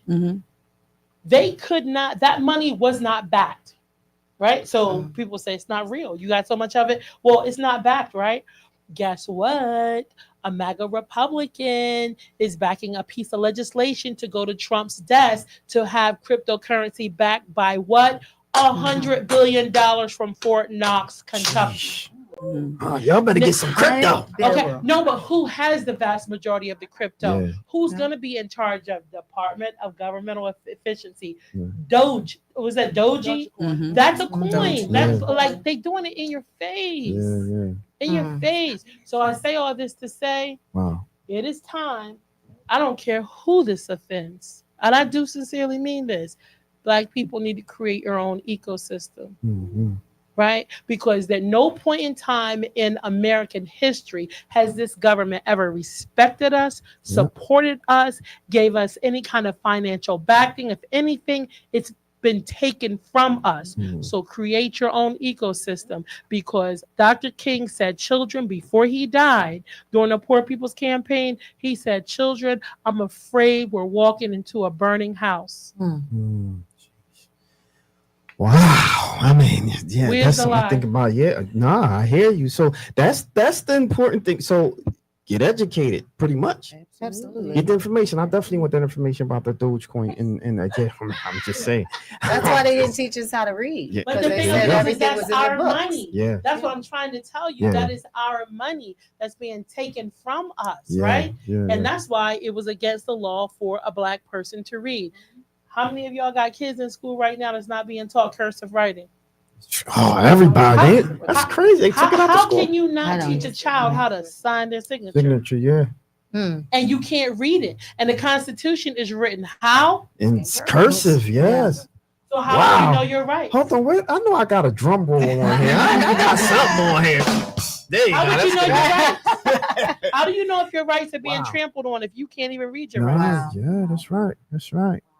Now I did hear they're supposed to be incorporating it back in. Is that true? And that's where I say, parents, look, just leave the bar, get out of those lines of those sneakers. No, I'm. Can we curse on your show? Yeah, you good. It's a year in. Let's go. Dead ass. Get out of line, standing waiting for the sneaks to drop. Parents, that's for your kids. Yeah. Get out of line waiting for the next game. Stop it. Get out from the bar, get your bag, cut it out, and go home and get a book and sit down with your 1-year-old, your 2-year-old. Teach them heavy now. And if the grandparents seeing that they kids not doing it for the other kids, because grandparents is like at 30 something years old, they need to tell them, listen, we're gonna sit down because it's generational. But you it doesn't can't even teach stop. what you don't know. So you think about it. You said grandparents are 37 now. Yeah. How many of those grandparents actually know what she's talking You about? got to start somewhere. You got to start somewhere, because I didn't know what I didn't know, but I knew one thing. I wanted my children to do better than what I did. Absolutely. So guess what? If you don't know, such and such a girlfriend, auntie, you say she's a teacher, call Miss such and such down here and see if she can have Saturday sessions. What I'm trying to say is we can no longer conduct business as usual. We are living in a different world. Things that used to be funny are not funny anymore. Things that you may say to me, and I used to just a quick kiki. No. Yeah, that's right. Because it has consequences now. Right. And the thing of it is we do not know what will happen to us beyond 2025. Seoul, Korea, their president just called martial law. Like, this is like, it was unheard of. It was unheard of, literally. It happened though. So what I'm saying is, you cannot be caught out here saying things like, "Oh, nothing like this ever happened." No. You know something's coming down the pipeline, and it ain't nice. And MAGA, Make America Great Again. Black people, what's wrong with you? What's wrong with you? They trying to tell you to your face. They telling you to your face. We're gonna make America great again. When you were subjugated, and my white superiority was, I could slap you, I could spit on you, I could call you a boy, I could call you a girl. They tell you black jobs. Like, what actually has to happen? It has to be written on the wall for you to understand that your presence isn't welcome here. Jeez. What has to happen? Listen. Ladies and gentlemen, I mean, you already said, look, we keep it real, right? We talk weekly, we talking, we keeping facts, we talking reals. And this is, I believe, what's missing in media right now, right? I believe what's missing in media is when we talk hyper local news, right? When we talk about how that affects us, or if we think about like foreign policy, right? We think about foreign policy, we think of national news, but what we don't talk about is how both affects us locally, right? Make America great again, as she just said it, right? But we in Philly, how does that affect us locally, and how does it trickle down, right? Because remember, when we talk about media, right, and we think about how America was great, there was no black media, right? So how would that affect us as it relates to making sure that our people has the information that they need? That's why platforms like We Talk Weekly is very important. Absolutely. And we're going to continue doing it. All right. So that said, You need to I need my own. So go ahead. Why don't you come on, Smart? Give it to me. Play give it my to me. commercial again if you want to do that. Y'all can't ever come at me. Don't gave him this new There you go. All right. So number 4, we got the Baltimore Bridge collapse. A major bridge in Baltimore. Y'all remember that? Yes. A major bridge in Baltimore collapsed after being struck by a cargo ship that lost power. The infrastructure disaster highlighted growing concerns about bridge safety in the U.S. Recently, the Maryland Transportation Authority Board has approved $73 million contract to rebuild the project. Me personally, I say the states always say they don't have any money, and then they find the money. They find the money. Right. Like my daddy used to say, they burn money and print money every day. They'll find it if they need it. All right, number 3, Allen Iverson was honored in Camden. Philadelphia basketball legend AI unveiled a statue in Camden, New Jersey, known for his revolutionary style and resilience. Iverson's career includes being an 11-time NBA all-time All-Star and a Hall of Famer. After photos and videos of Iverson posing with the sculpture reached social media, there was some controversy about the size of the statue. Did y'all see the size? Yeah, I remember that. Yeah, because the statue was kind of small. It was, it was very small, but yeah, so it was tiny. How It was small tiny. was it? Yes, Was it smaller than him? It Yes. was. Oh, yes. yeah. It was. Yeah, it was. All of the other statues were like than him? like the same Yeah. size. Like, He's it's 6 not feet, like- so he's a small stature He's for smart, NBA. right. Yeah, but Let me tell you who was madder than anyone else in the world. My mother, and I'm gonna tell you why. oh no, Because my mother has this thing with, I know this city is known for Rocky, right? But my mom always says it was a movie. He wasn't real. Right. Very true. I'm like your mom. He wasn't real. Yeah. And we've had other heroes that were real Joe that Frazier. deserve Yes. statues. Joe Frazier. But they North took Philadelphia. Sylvester Stallone and put a full body his statue is probably bigger than his actual body, and put it down at the art museum, and his lines for days over there taking pictures with this character that's not real, right? Yeah. And then someone like that, I'm with your mother. don't get the, Most statues are usually larger than the person, right? So for this statue to be Right. maybe the same size or a teeny bit smaller. Yeah. So when that happened, I Not knew I was saying about to a hear. I knew I was about to hear about Rocky again when that came out. I said, my mom gonna have a fit. Well, Iverson is the 10th 76er to receive a statue on the Legends Walk located in front of the team's training complex in Camden, New Jersey. All right, number 2. It was a lot of them, but I tried to condense it for stories that I covered. Number 2, $110 million settlement in Philly for the opioid crisis. Y'all heard of this? Walgreens agreed to pay Philadelphia $110 million in settlement addressing the opioid crisis, which opioids devastated the communities like Kensington section of Philadelphia. The funds will support addiction recovery and prevention initiatives. Right. So, Do that for the crack epidemic, right. Did you expect that them part? to? Yeah, Yes. well, I'm not expecting them to, but it just goes to show where we are. Just goes to show you where we are now in society, as you was just saying. They would have never done it for us. Brina said, But this is the thing, right? All right. So you know how you say your mother is. It drives me insane when white America reminds us that we are not valued, we Black people on American soil. I mean, you'll get this around the world when you travel, but in America, we Black people are constantly reminded your life is not more important than this white life. So when I heard about the settlement, I'm just sitting here like, okay. So what are you going to do about it? It's one thing for us to have a comment about it, but what are we going to do about it, right? Are we electing a Black or conscious attorney general to say, hey, how many Black families were impacted by the crack cocaine epidemic versus this heroin opioid? It's heroin. You're getting high on heroin. They want to clean it up. Crack instead of crystallized cocaine. We can come up with a variety of things to say, right? but language matters, right? It was crack cocaine versus the opioid. They're getting high on heroin, poppy. That's what it is, right? Right? Is that the truth? Did you expect anybody to say, Black families gather around? We know that we did you wrong. We destroyed generations of people and we left children addicted to crack cocaine. Here is the compensation. We didn't even get anything for reparations. Are you serious? Mm-hmm.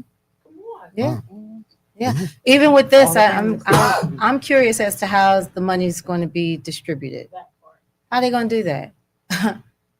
I guess we'll see in the news when another politician gets on trial. But I just want to go back to something really quick. I said something. Attorney General elections. Who knows what the Attorney General does in the state? Right. Who knows what that office is supposed to be used for versus what it is? But we just had a Black woman running for Attorney General, and I'm telling you, a whole lot of leaders did not support her. Yeah. And she is a boss. Wow. Yes, she is.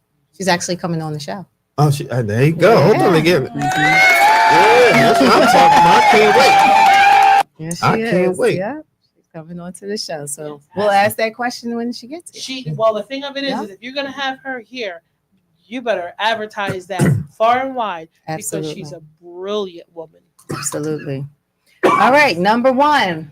Drum roll, please. For 2024. I don't have no drum roll. Sorry about that. I got this. Oh no. I don't even know why you placed it. Turn it All off. right. Yeah. Donald Trump convicted, yet he becomes president. Donald Trump, convicted on 3 felony counts, shocked the world by being elected as the 47th president of the United States. The unprecedented situation has sparked intense debates about democracy and accountability. What do y'all think about that? I saw on, I don't know. The world did it though. That's where I'm at. I'm going to shock the world. Well, here's what I was going to say, and then we could talk about that. On a job application now, should they ask about? They shouldn't. They should. Okay. They I should didn't even say it yet. Yeah, Sabrina, they go should ahead. not. Go ahead. They should not. Should not what? He's a convicted or he's a criminal. Right. So if he has a criminal background, so how can he run for president and get voted in?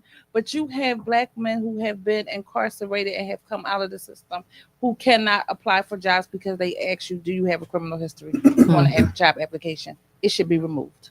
Okay. All right. And going back to you, what you said, Lady S. Dot. And Melissa, are you shocked?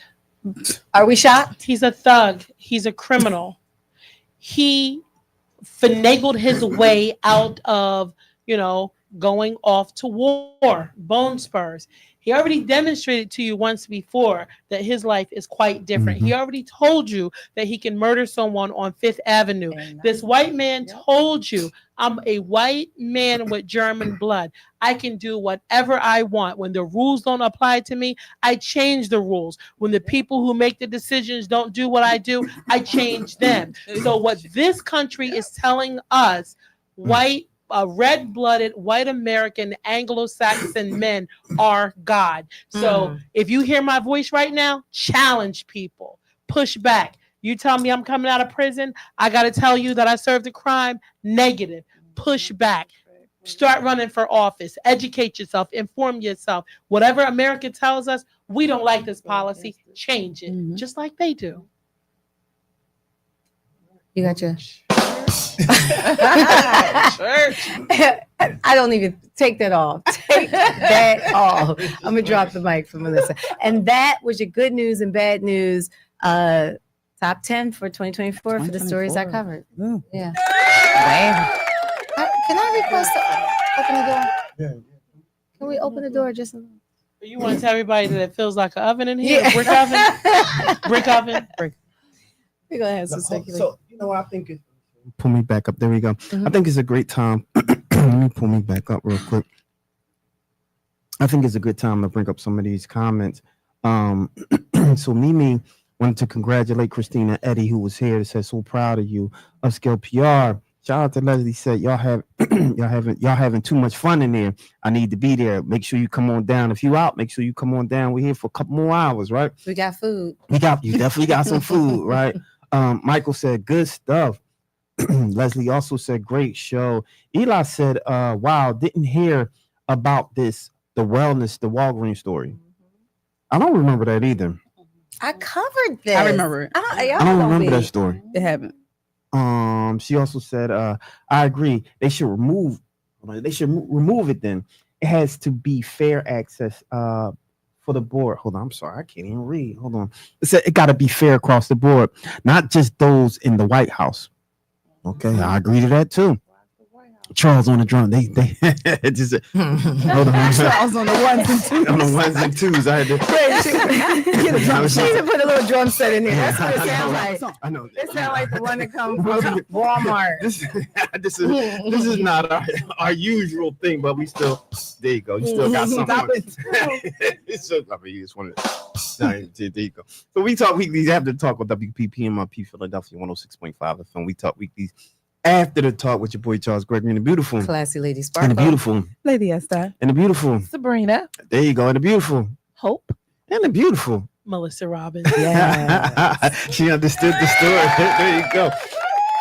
And so we are, what time is it? We at the top of the next hour. It's 10:10. We are a little bit past it, but we have some dynamic guests. Diamond Black, Yes. Tanisha, Yeah. Dr. Bing.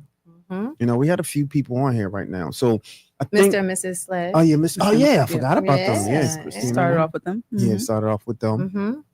And some people doing some amazing things out there in the community, right?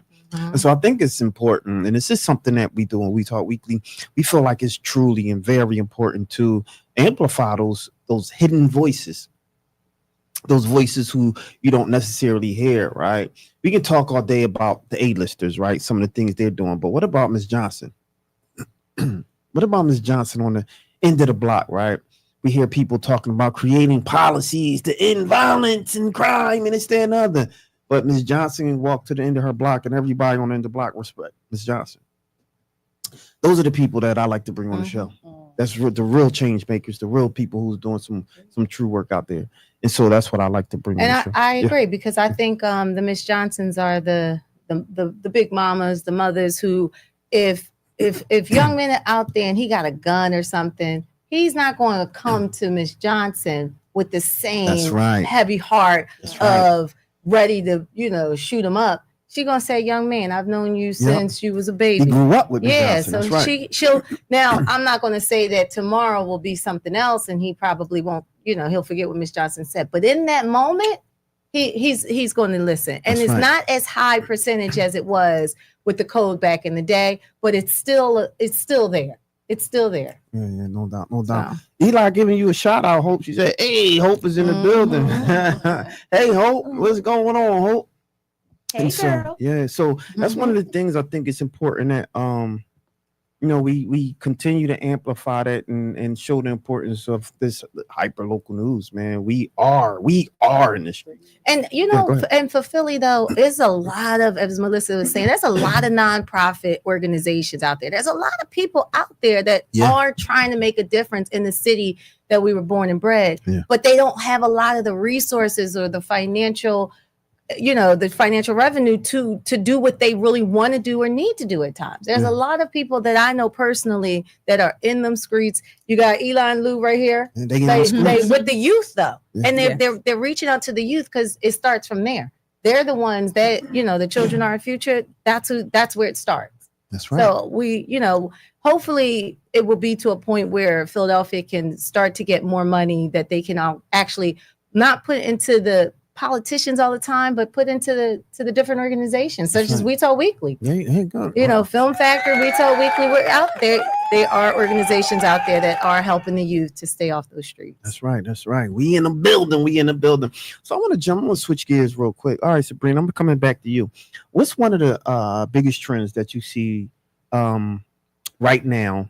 And what's one of the trends that you hope that can be thrown out the window for 2024? One of the biggest trends. Unfortunately, I'm not very big on this athleisure. I'm not into all of the Lululemon leggings, tights, the Lululemon, all that kind of stuff. I do understand why it's happening. And it's happening because there are a lot of women out here who are now getting work done to their bodies. And regular clothes, denim, cotton don't fit the way they used to fit. So they need to make material stretchy. And that's why there's this big uptick, and I don't like it at all. Interesting. So if we think about now, I'm going into my consultant bag, right? I'm going into my image bag. One of the things that we hear a lot of people say, especially women, as it relates to them going into just work, is the idea of feeling and wanting to be comfortable. When we think of athleisure wear, that's one of the, I guess, looks or clothing that is probably the most comfortable, right? So with that as a context, can we say that there's a place for it? Yeah, the gym. And the reason why I say that is because even though it's comfortable, especially to the extent that these women are getting their bodies done, it's not professional, or it doesn't come off professional to me. It's too tight, it's too form fitting.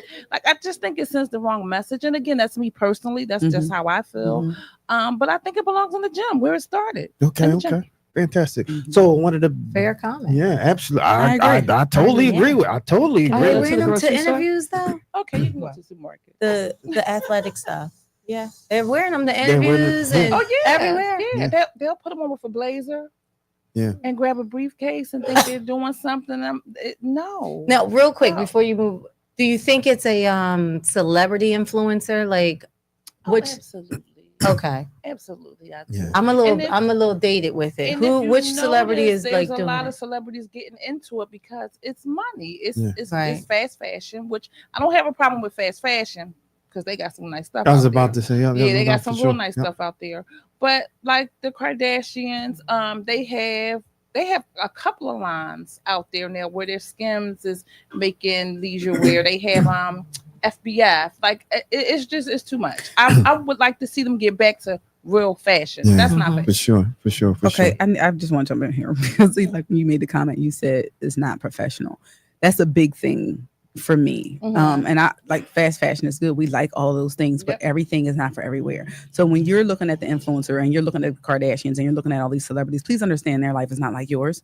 Okay. No, you are So what they're absolutely wearing, right. and I say it all the time when I see the young girls they want to wear with, what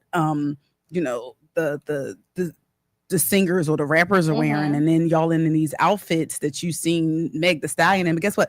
Meg Thee Stallion job is on stage. Meg Thee Stallion is a performer. Absolutely. You see what I'm saying? You can't wear that outfit to the supermarket. You shouldn't have that outfit on when you pushing your stroller through the park with your kids. So every outfit is not for every occasion. So no, you should not be wearing these to job interviews because the the job you're applying for is not what they You're do. applying for the wrong job. That part too. And see, because the parents are confused, the kids are confused. Oh, so in the work that I do, aside from Fashionably 5, when we bring kids in to prepare them and pour into them with workforce development, we have to go through and tap into people like Mr. Charles Gregory to speak to them about their image and show slides and say, baby, I'm sorry that you can't wear the gym outfit. The gym outfit is not going to work for the interview. It's not going to work for you to go to work. So, I guess it goes back to kind of like what Melissa was saying with educating and just educating and the generation, right? Because Yes. the generation that you're working on right now, like you said, you have to talk to the parents. Yeah. But guess who the parents of those parents were? The ones who were affected by the crack epidemic. back in the day. Absolutely. Okay. Absolutely. So Absolutely. they weren't there. So they didn't get taught. So this is what their kids look like. Exactly. So what would you say to someone that would say to a degree, well, why should my clothes or what I have on be that important when it's my skill set, right? I'm smart enough to do the job, right? What would you tell the person? I'm smart enough to do the job.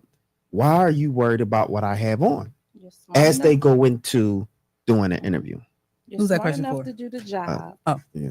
but you're not smart enough to make the decision to come to work looking like you can do the job. Perception is 100%, regardless of what people think.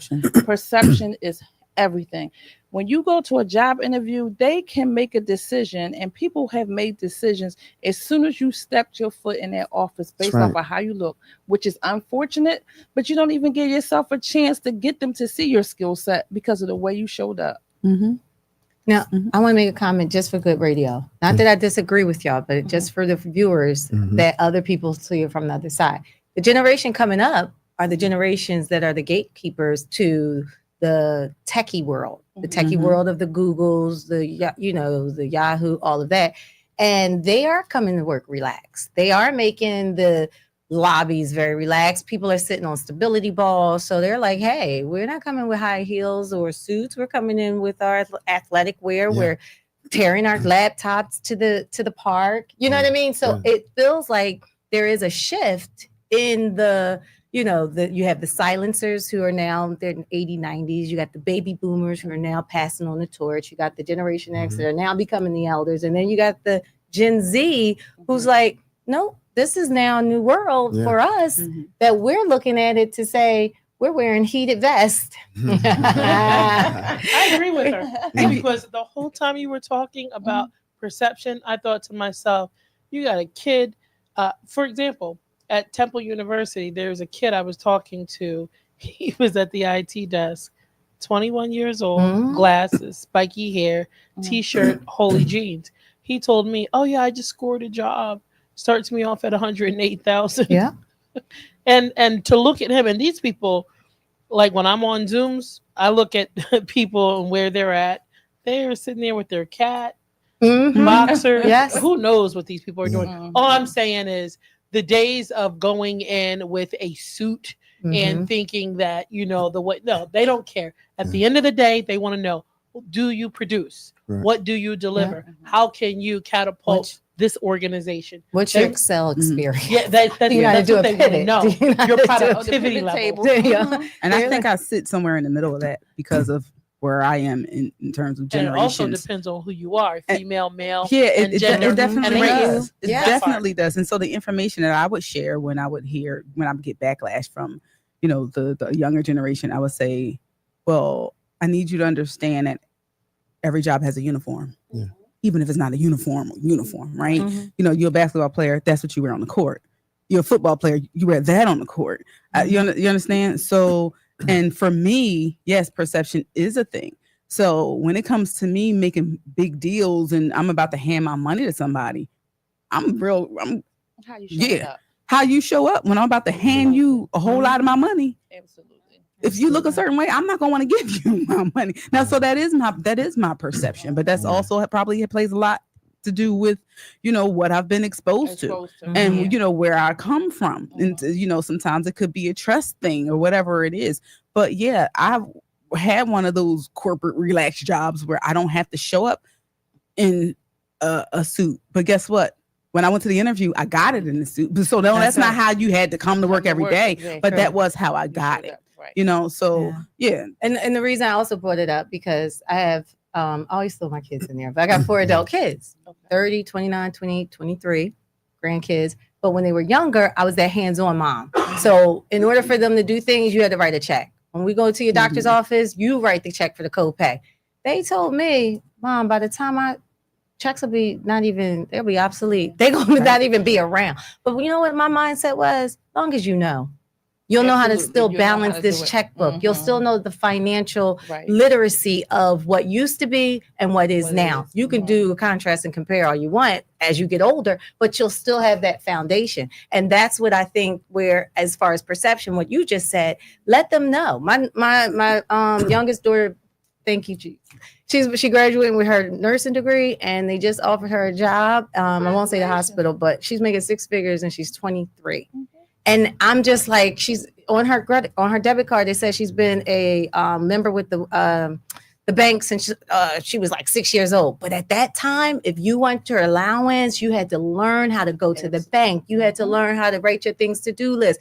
It was all of these things initially. When she went to that interview, you're going to wear a blue navy suit, you wear a pinstripe under button suit, you wear your flats, you have your portfolio, you have your resume. Even if they got a copy, hand it to the lady. Have your questions ready. Like, we went through each one and each kid, but it was because I took the old school approach to say, even if it do change, I don't care how they want you to come. This is how you're going to come and present yourself. So even going back to what you said, Melissa, it starts from what Big Mama says, what Big Papa saying. What are you doing at home or your circle, your village of what people are teaching you from the beginning? And I say, do your research. Depending on what job you're applying for, where you're going, what the company is, do the research of what that looks like or what their expectations are, because maybe you can just go to that interview wearing your jeans or whatever. So just do the research. But if you get a flyer for a party you want to go to and they say it's all black party, it's all white, but you're going to dress accordingly for that. You know what I'm saying? So dress accordingly to get your money. Fantastic. Well, there you have it. So that's the thing, right? So a lot of, I think, just to put a period on it or exclamation point, this is a generational thing, right? And times is changing, right? And so what we have to do is start to think about, are we going to concede with the change of time, the times, or are we going to run in place per se? Not necessarily that's a bad thing, right? But are we going to continue to stand strong, stand in our own business with the perception of what we know is professional, or the idea of professional, right? Because what's happening is there is this pedagogy that is changing. Professionalism in terms of look does not translate the same to people who may work at Twitter, who may work in a media company or a marketing company, versus someone who will work in quote unquote corporate America, right? And so I think it's about us understanding that there's a time and place. There's an understanding of the people that you're around, the environment that you in, and dressing a part of that. And so if you know where you go, right, do your research. Exactly. That's the point that I'm getting to. That's the point that I'm going to. Know your audience. Know your audience. So does language or articulation have a part of that? Well, that's we only talking about nonverbal at this point, right? Because the perception is you are qualified for whatever job, however you speak, right? Diction or whatever, right? But the nonverbal is how you look. So a showing up with or at whatever potential job, career opportunity that you have, the first thing that they see is appearance, right? And so how you show up there is kind of like the position that we're at. And but the conversation piece of how you speak, that's another conversation that we potentially go through, have a discussion about, because just because someone did not, how can I say this, execute the Queen's speech, doesn't necessarily mean that they don't know how to execute the particular job that they're going into. Absolutely. But I think what you said, like as far as changing with the times, I think you have to. Yeah, I think you have to. Absolutely, I agree. And we've seen it just in. Remember, Allen Iverson would get fined. Yeah, when he wasn't playing, and when he wasn't playing and he had to be on the bench, they wanted him in the bench on a suit. He didn't want to wear a suit. So he would get fined every time he was hurt or wasn't playing it, and he wouldn't be in that suit. But now they don't. And now they don't have to. I think because he was the trailblazer for that. Yeah. But they find him a lot for doing it. But now that's not a rule anymore. Yeah. Look, this is a good question. Let me bring it in here.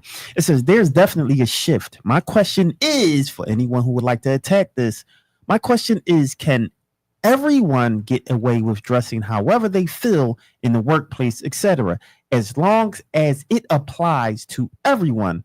Somehow I feel that's not the case. Anyone want to take that? Well, I listened to what you said, and you said as long as it applies to everyone. Now let's talk public and private, right? If we're working for a public entity, that applies as long as it applies to everyone, right? Because then you have grounds for discrimination suits, right? But if it's a private entity, you know what it is. This is an at-will work state. Right. So if I come to work and I don't like you, and this is my company, you're fired. Don't ask me why. This is an at-will work state. And go and sue me. No one cares. This is my private company. What are you going to do legally? Absolutely nothing. And that's just the way it is. So it just depends on who your employer is.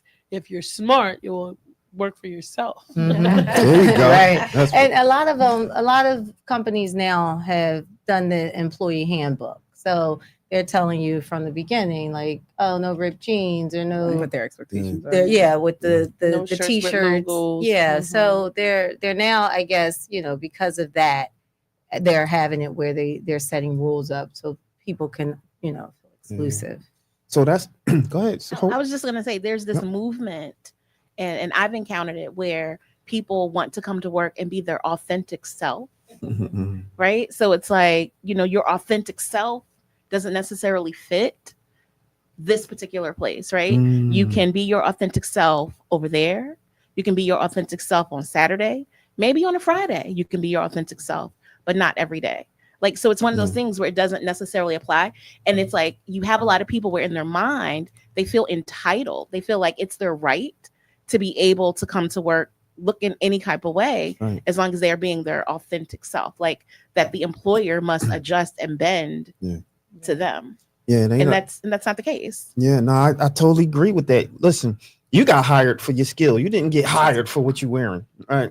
And so if I'm telling you this is the blueprint that you have to work within, you're not going to come and put your feet on my table. If you want this job, this is how you have to show up. It's just as simple as that. You might not like it. You might not want to wear a suit every day. Well, in order to be in this particular environment, I will allow you into the house. You're just not going to put your feet on my table. So you don't make the rules in my house, right? And so that's pretty much the bottom line. And so we have, it looks like, buy your own house. Yeah, buy your own house, get your own house. But that goes to the point of what Melissa said. Then you need to be a entrepreneur, own your own business. Then, if you have a problem with my rules, then you need to open your own stuff and make your own rules. Life in And the general. crazy thing is, you'll become an entrepreneur, and they won't let them show up for work. Exactly. Exactly. Exactly. And so hopefully, Lou, that answered your question. If anyone is watching and you have a question, just send it in and we'll make sure that we'll try our best to answer that. It looks like we have Lauren that just popped in. And what's going on, Lauren? She's in. I don't know if you can hear. Look like you on mute. Hey, everybody. I've been listening. Great conversation. What's up, Sizzle? Sizzle? Hey, Sizzle. Hey, everyone. You sound pretty good. We're gonna keep you on for a while if you don't mind, because I want you to hold tight because it looked like we have a Lee Monument on. Lee, if you there, I'm gonna bring you on. And he looks like he here. Let me bring you on right now. How are you, Lee? You there? Yeah, I'm there. Can y'all hear me? Yeah, I can hear you, but we can't see you, my brother. Oh man. All I see is black. All you see is black. Well, let's just get straight to the topic, man.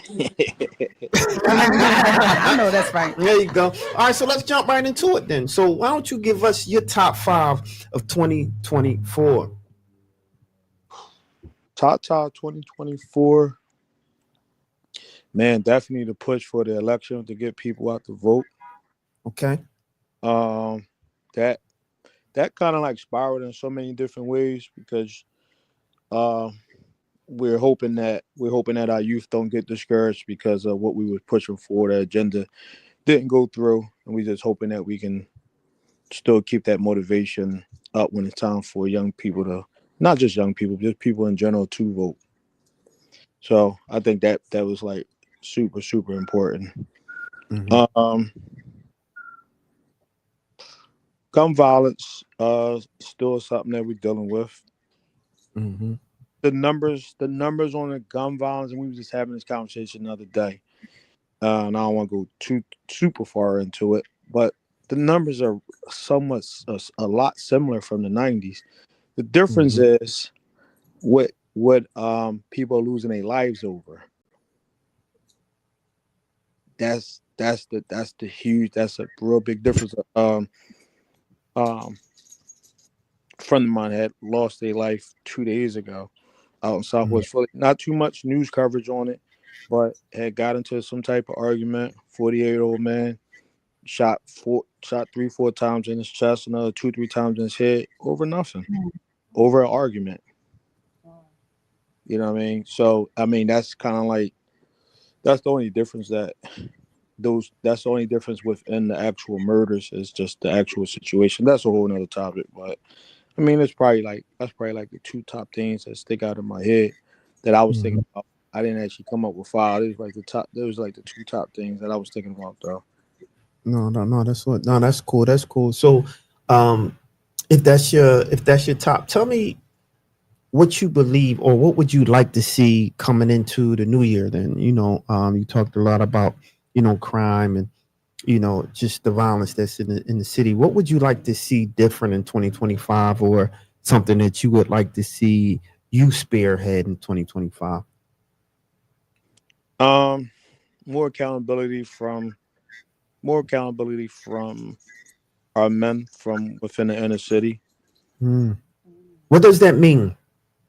I mean, just with perception of yourself, because I know that you're an advocate um, of speaking up and a platform that you present for other people to speak on. But what that means is to me is that have you ever had a conversation with another individual and they want to tell you all the things that young people are doing wrong? Yeah.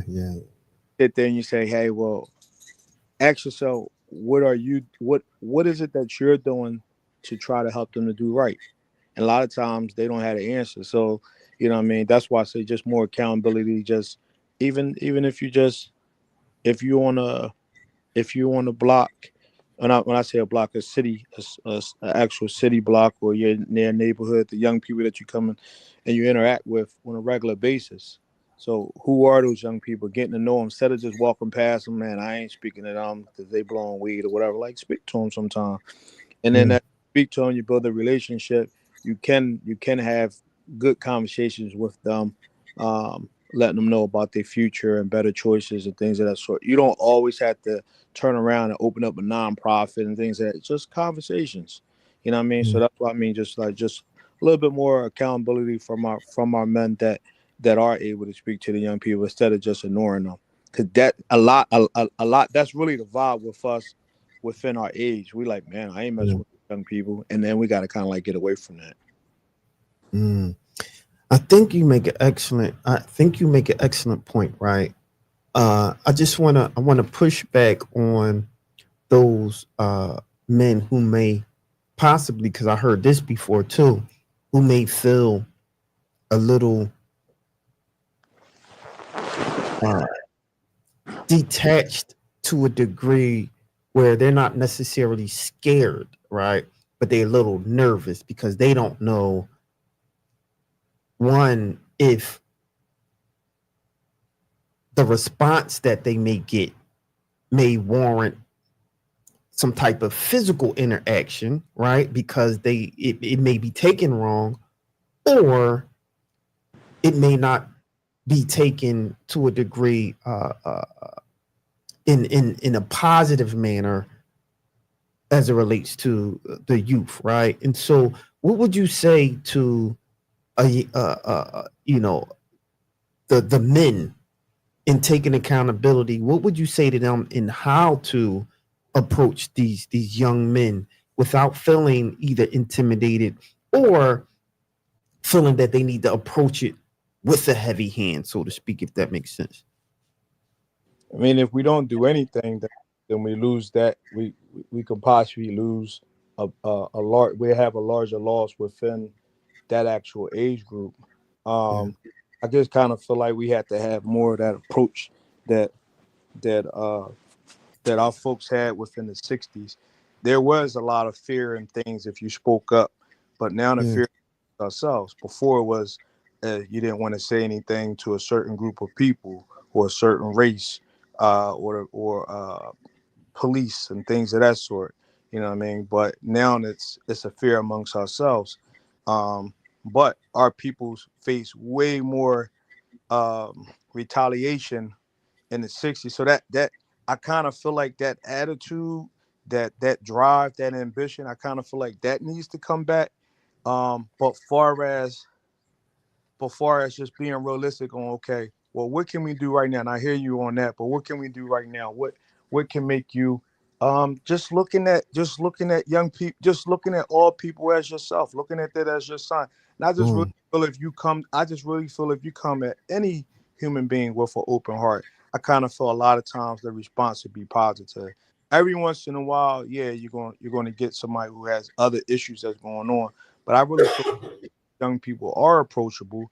We just have to approach them in a way that's on a level that they understand. That's right. That's right. I agree with you 100%, my brother. I think, and I appreciate you for saying that. I think that, and you hit the nail on the head in terms of just approaching, because all we do here, we talk about solutions, right? We can point fingers at the youth all day and say, oh gosh, they doing this, they're doing that, they're in trouble, they're causing this, they're causing that. But if we don't, I mean, you're in my age bracket, so you came up when I came up, and one of the sayings that we came up with was, you don't blame you blame your old head. Right. It's like you respect the old head. So if the old heads is teaching you wrong, then it's not their fault, it's yours. And so when it comes to, doing or making change, I think you gave some excellent advice in saying that we have to take responsibility and we have to make the move, because technically, or they won't do it. But yeah, go ahead. I remember that quote word for word. I don't blame you. I blame you for not giving you proper guidance. That's right. That's right. That was it, word for word. Yep. Yep. Now tell me, I can't remember where my keys is at. Well, that. That's right, my God. But I just want to say I appreciate you for coming in. It's good to hear, a strong male voice in saying what we need to do in the community and taking responsibility with that. But before I let you leave, I want you to say, let everyone know some of the things you're doing now and how they can get in contact with you. Name of the business is Lee Miami Company. We actually had two different services that we offer. The first is awards and recognitions, all different types of glass, crystal, custom engraving. The second, what we're known for the past 25 years, what we have the most time in, is actual building of headstones. We build headstones, mausoleums. We also sell urns. So we specialize in memorial products. We also have a nonprofit that my wife and I and a couple of my family members work on, which is called the Lee Monument Foundation. That's lmc-foundation.org. That foundation provides headstones for children from the age of infant up to 12 years old that live in the Philadelphia area or 10 miles outside of Philadelphia that die from an act of violence. So we will provide a free headstone for children, and we are very active with that.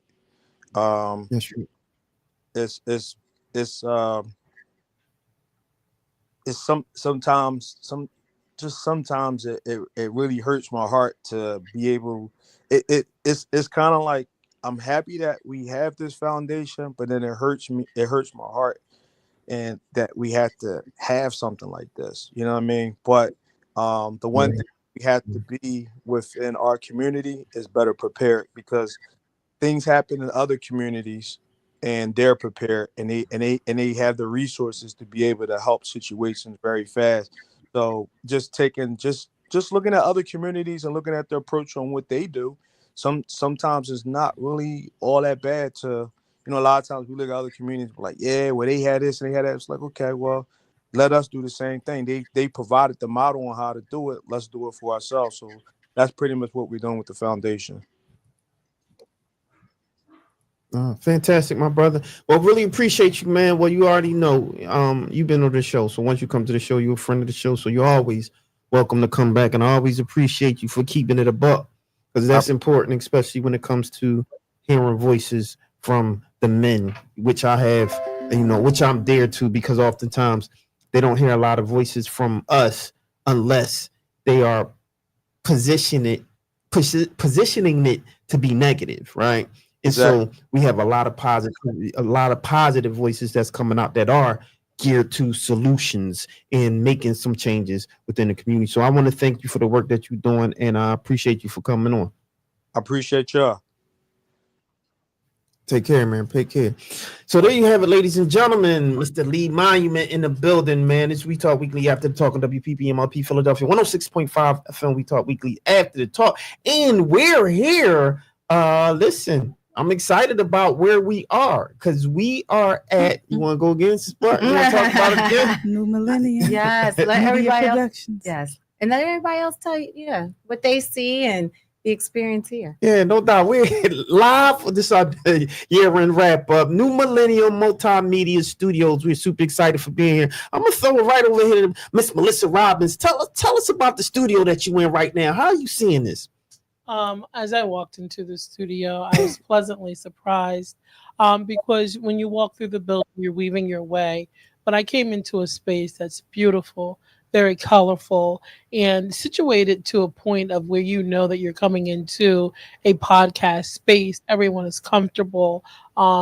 You feel very comfortable to sit down and just start having conversations. So if someone's interested in creating their own platform and they need a space, I definitely would urge them because I really, really am impressed by what I'm seeing.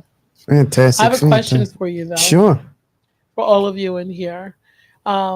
We're in this beautiful new studio. How do you feel about 13 mysterious drones with the wingspan of 8 feet hovering 13 at once over your space? Do you feel secure? You know, the funny thing is, right?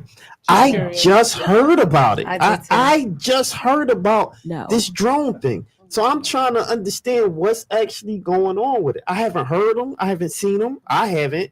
But I've been hearing a lot of people talking about a lot of them in New Jersey. In New Jersey. Okay. New Jersey. Come off the ocean, Ocean County. One sheriff was smart enough to say, hey, the Homeland Security is not giving us answers. The federal government is not giving answers.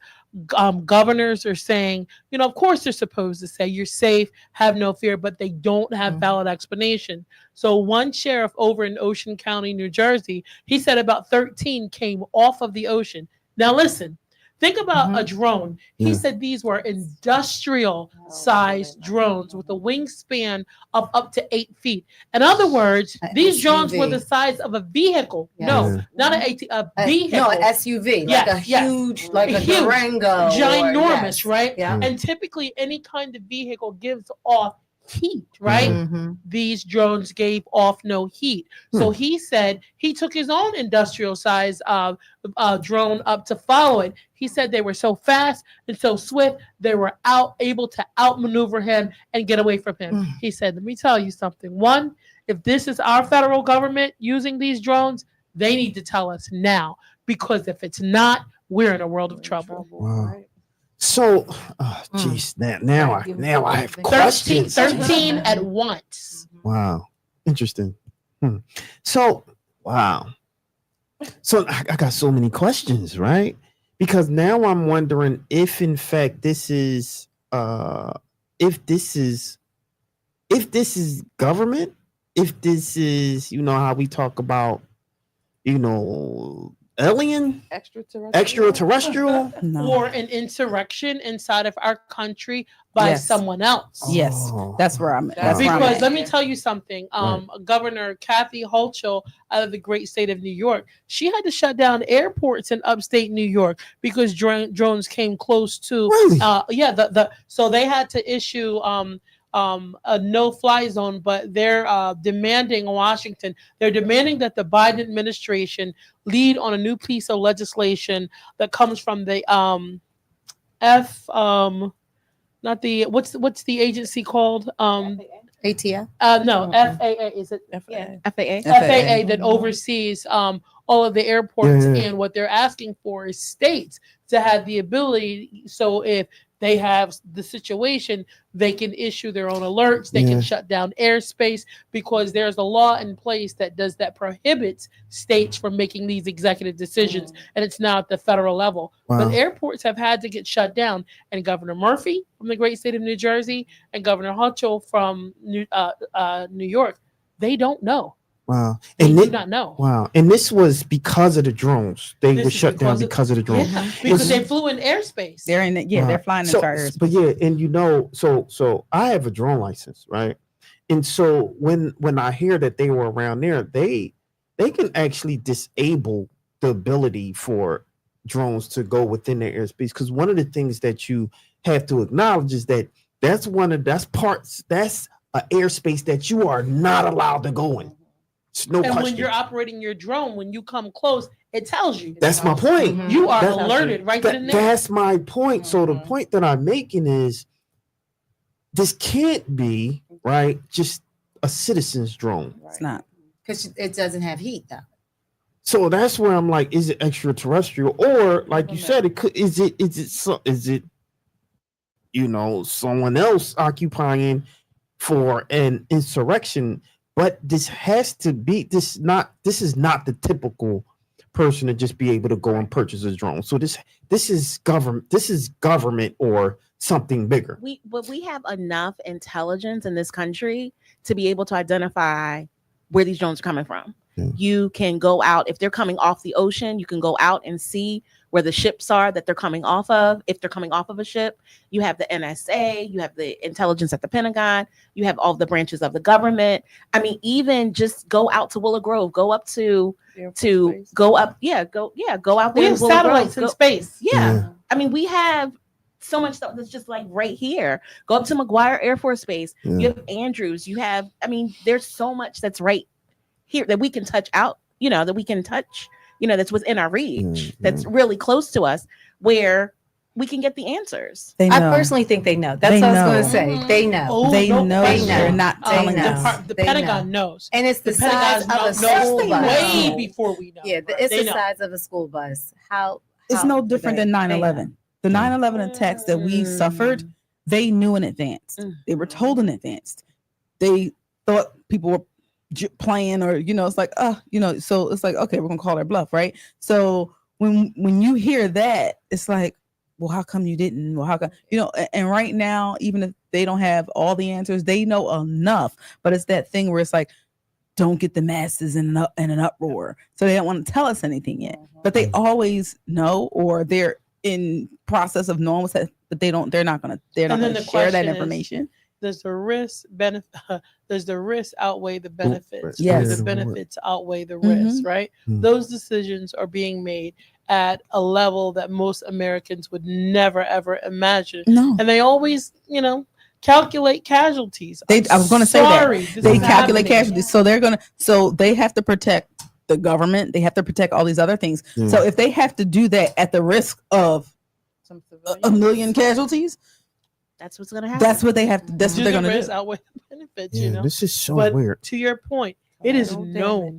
Trust me, that information is not going to be disseminated immediately, and they'll determine how much is disseminated and how it's disseminated. Right. Because right now you're being left in the dark for a reason. The thing about it, even with the media, they know when they want to put fear in you. Yeah. You know what I mean? Like, it's almost like very strategic. It's almost like how you see billboards, or you hear certain music and you're like, oh, I want a hot dog, or I want a McDonald's burger. No. You've already been hypnotized on your journey home, that you've seen the commercial you saw. So it's the same thing. When they want to entice us with fear, they'll do it. They'll do it. So I feel like they already know, but they're like, we don't want to alert them just yet. Because that's not a part of the strategy. But the part of the strategy, though, could be that we never know. Yeah, we're never gonna know the full truth of what's happening. No, we never. That's with everything. Even from slavery. Like they're not gonna ever do that. But I'm saying that when they feel like they want to tell us, if they tell us, or whatever they're doing, they already know. For us to say, oh, we don't hear, they're not telling us. Maybe at the governor level, they don't know, but the powers to be, they absolutely know. When they first talked about the size of that drone, the first thing that came to my mind was the movie Interstellar. Did anybody see that? Mm-hmm. Interstellar. That was really good. Yeah. Yeah, with Matthew McConaughey. But there was like this really, really huge drone, and he was like kind of chasing it to kind of see where. And he had like some computers and stuff. He was doing something. Somehow he was able to take take control of it and have it land, and it was pretty huge. But when you talk about the details of it and the heat versus no heat and all these things, like you said, the Pentagon and all the intelligence that we have, including NASA, come on, I know they've put things together. There's no way they're not looking into this. Look at our F-235 bombers, right? Those stealth bombers, they fly. They're not detected. They're so fast.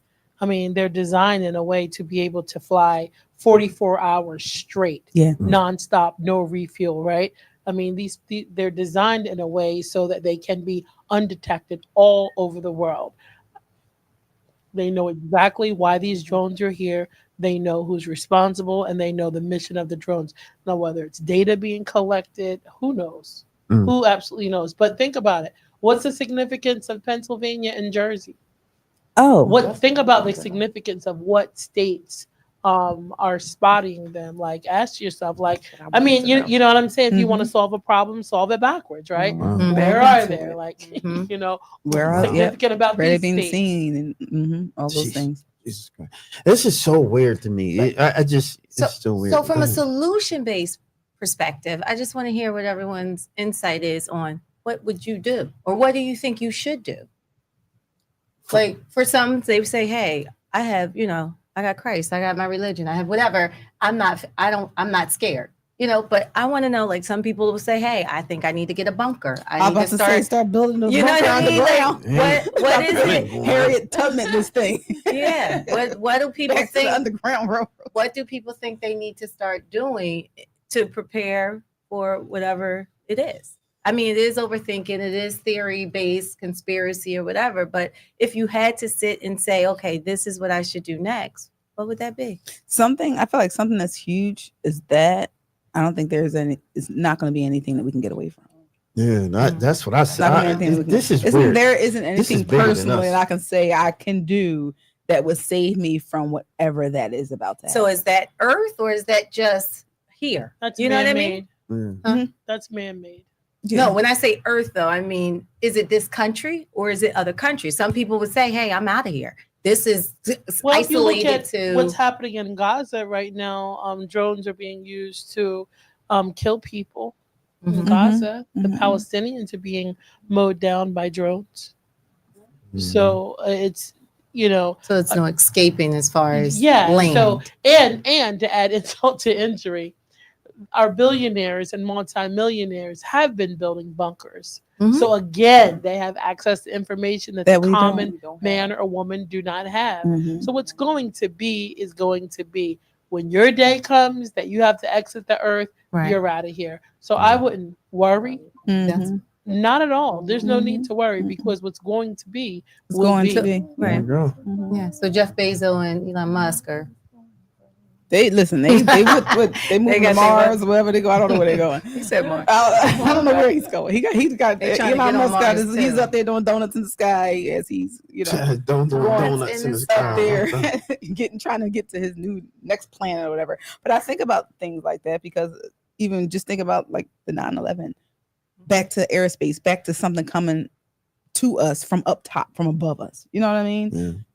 How can you control that? Well, me being, like I said, having a license as a drone pilot, airspace is very important. That's one of the number one things, like airspace, and you need permission with some airspace, and some airspace you can't even get permission for. Well, that's why it's not surprising that we don't know that we know they know. Yeah. If you're in airspace and it's so regulated. It's not like, you know what I mean? It's how can they get domain over a space that is so regulated that we're going to say, oh, no one knows what's going on. That's one of the reports said that none of the drones went into restricted airspace. See, when you say that, that's a citizen. Yeah. That sounds like a regular person. See, that's not one of those nuggets, those tidbits. What you say? One did. That's why the airport was closed in upstate New York. So it did actually happen. One did go into airspace. Right. And think about the map. Think about the United States when you look at it on the map. They're coming off the ocean over here on the West Coast, so they could be coming over from another country. What other countries flying over? Oh, They came this over is the weird. Atlantic in It Jersey. came over the Atlantic. Yeah. So I mean, I'm just saying, look at like where, you know, if you look at the map and kind of like where we sit. See, But the thing of that's it is government. with the satellites that we have, the easiest route to fly from North America to Europe is over the Atlantic Ocean. That's an extremely protected and regulated space because of the winds that come off of the Atlantic Ocean. There's a specific route that planes fly back and forth from America to Europe. I mean, think about I-95. It's a very busy route flying over the Atlantic because you can only fly in a certain space over the Atlantic because the winds are so dangerous. So what I'm trying to tell you is anything coming across the Atlantic Ocean is identified immediately because that is a highly regulated and protected airspace. So nothing coming over the Atlantic is going to be surprising. Wow. So coming off of the ocean, are they flying them low, like closer to the water? What I'm trying to say is it's impossible for you to go undetected. It is impossible. It really is. It's like your security camera. When you put that red light or whatever in the vicinity you want it to go off of, if it feels an animal passing or an ant, it's going to pick the motion sensor. It's going to pick it up. It's going to pick it up. So I just I don't know. For me, and I don't think I share that, but for me, but both my parents are gone. And I look and say to myself, with them both being gone, honestly, there's no fear. I mean, even though I have a legacy of my own, but I'm at a point now where there's no fear for me as far as where I am with my spirituality. So, I mean, being prepared is one thing, and I'm going to, be cautious as a serpent and innocent as a dove, but I don't have a fear. So I just, I already know I'm not surprised what the United States is doing at all. And if I don't I'm have never surprised. I'm just mankind, period. Yeah, about that. Exactly. What'd you say? Mankind, period. Mankind, period. Absolutely. All right, we talk weekly after the talk on WPP MLP Philadelphia 106.5 FM at New Millennials Media and Production Studios. This is a wonderful thing, beautiful space, and we now want to bring in Lauren Sizzle in the building. How are you? I'm good. Having a good night listening to you all with your amazing conversations. Very thought provoking. Now I'm like thinking about where am I going to hide? Like, should I go and start buying cases of water, canned goods, and where am I going to go? Don't say that. The first thing we do is go take everything out the store. Yeah, don't forget the toilet paper. Oh my gosh, yes. So, I'm going to get right into my top 5 entertainment of the year. I know you got to go. Go ahead. Yep. I'm not even going to. Oh, I'm sorry. I'm not even going to say it was kind of hard narrowing this down because there was so much stuff going on all over 2024. But I'm kind of starting with in a little somber note, but then we're coming out with a little bang. So number 1, Sean Diddy Combs is arrested on federal charges of racketeering and sex trafficking. I know we are like super tired of hearing about. I don't know about y'all, but me, I'm tired of hearing about Diddy and these charges. But the arrest came months after a 2016 video of Diddy physically assaulting then girlfriend Cassie Ventura surfaced, and that went viral. So a lot has happened between that and now, and Diddy is still being held without bail as dozens of alleged victims have come out and filed lawsuits against him. So number 2, and this is actually a part 2 of number 1, is the recent allegations of sexual assault filed against Jay-Z. And this has rocked the nation, leaving many people in a state of shock. So Jay-Z, whose real name is Sean Carter, was accused of being involved in a sexual assault against a 13-year-old girl in 2000. So the woman, who's identified as Jane Doe, states that she was driven to an MTV Video Music Awards after party where Diddy and Jay-Z are alleged to have been in attendance. Because there's stuff still coming out about this now. But the woman, who is now 38 years old, She claims that she was given a drink at the party and she started feeling funny.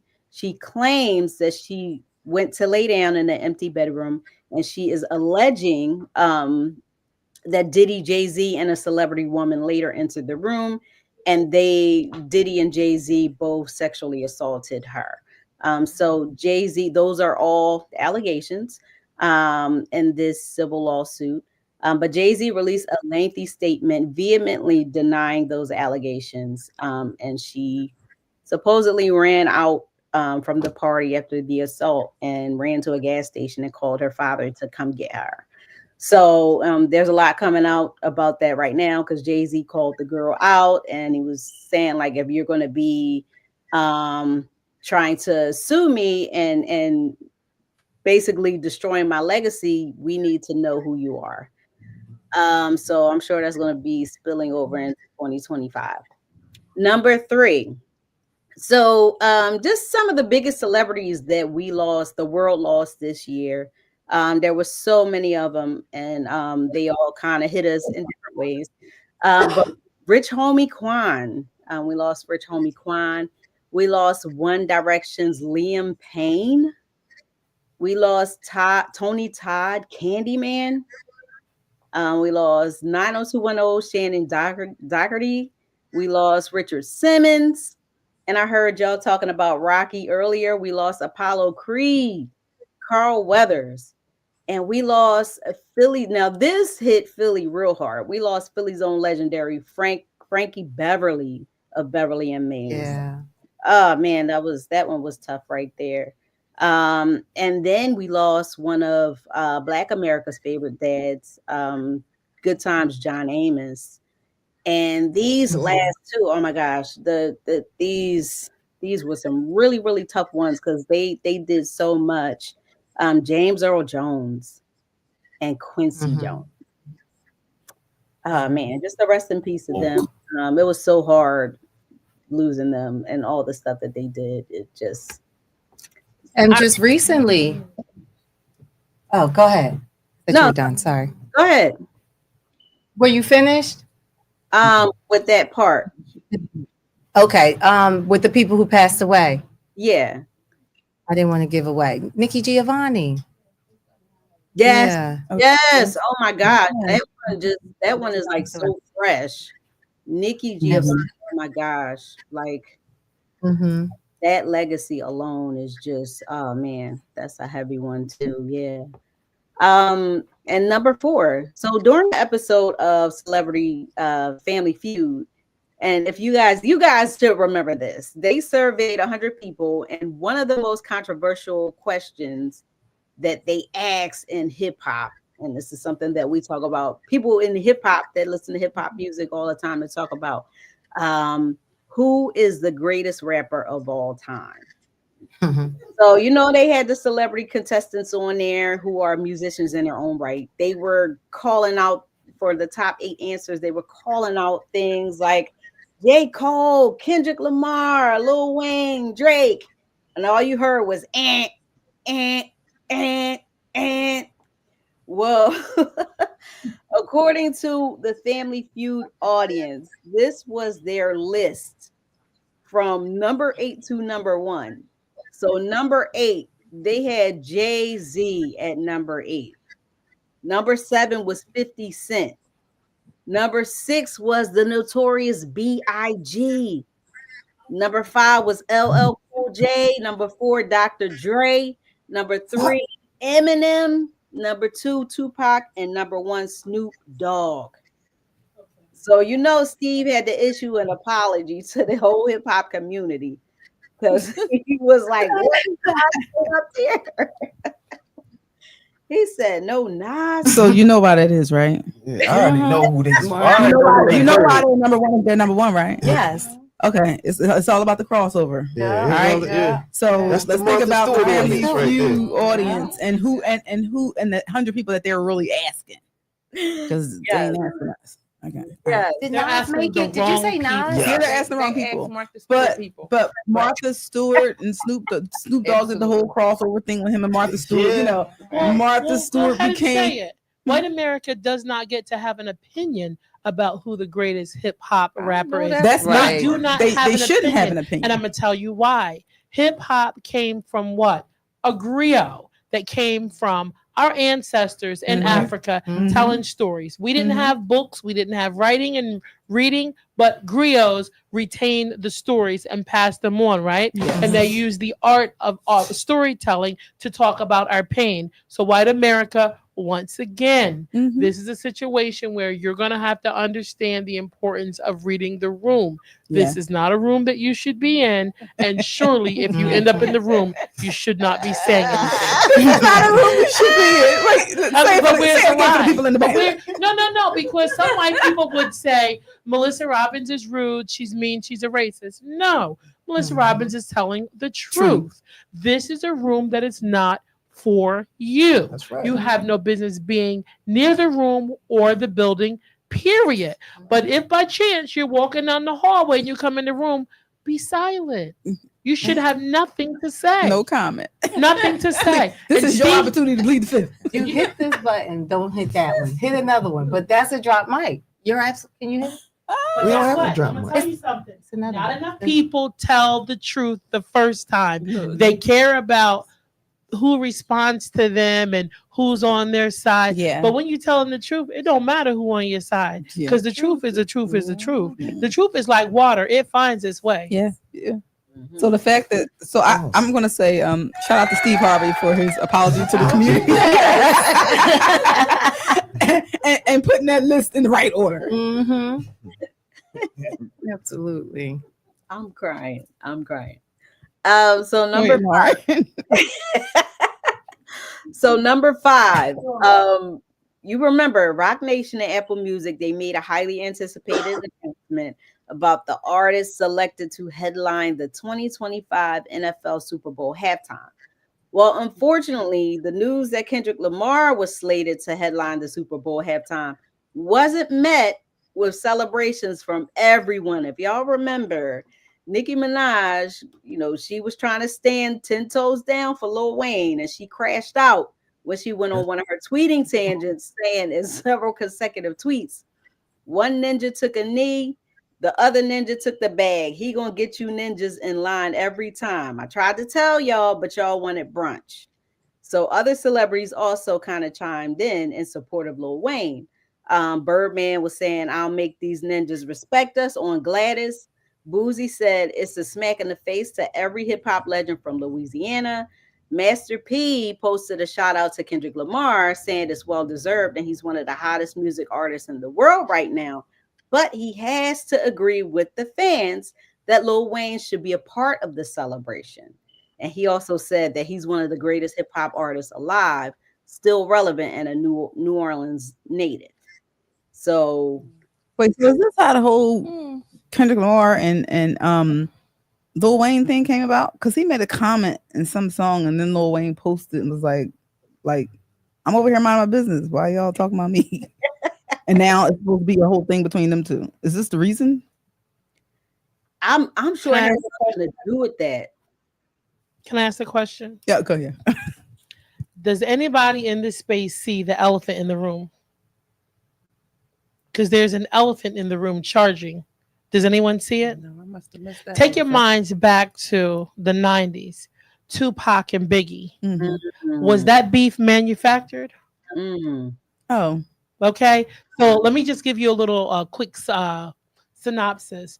White men who are the music execs, white men who make the decisions over the Super Bowl, white men who bought Jay-Z, and white men who knew if they got Kendrick Lamar there would create some kind of rip. So now we have a beef that never existed between Wayne and Kendrick Lamar. Now you have the hip hop community being divided. Now you got white men sitting back with cigars laughing. They're the puppeteers. We're the puppets falling for it. You fall for it every single time. You fall for it. What should have happened is if they chose Kendrick Lamar and a conversation should have been had that nobody knew about. And in the middle of that show, Kendrick Lamar should have stepped back and Wayne should have took the stage, torn out the frame like we know that he could do. Kendrick Lamar should have went on and continued with the show. boom, the joke's on you because you try to put us against each other, and now look at all of us. That is what should have happened. We fall for it every time.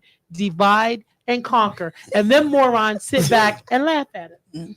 I say that all the time. I say it with everything I say, especially with sports. I said, think about back in the day when, they had the blackface and they got us out there doing all of this, right? I said, we're for their entertainment. But they still use us for their entertainment. I actually thought it hasn't happened yet, the Super Bowl. But I think that may be what happens. Right, because I seen when they did Dre, Eminem's, Snoop, 50, like they all did like a rendition of everybody on the stage at the same time.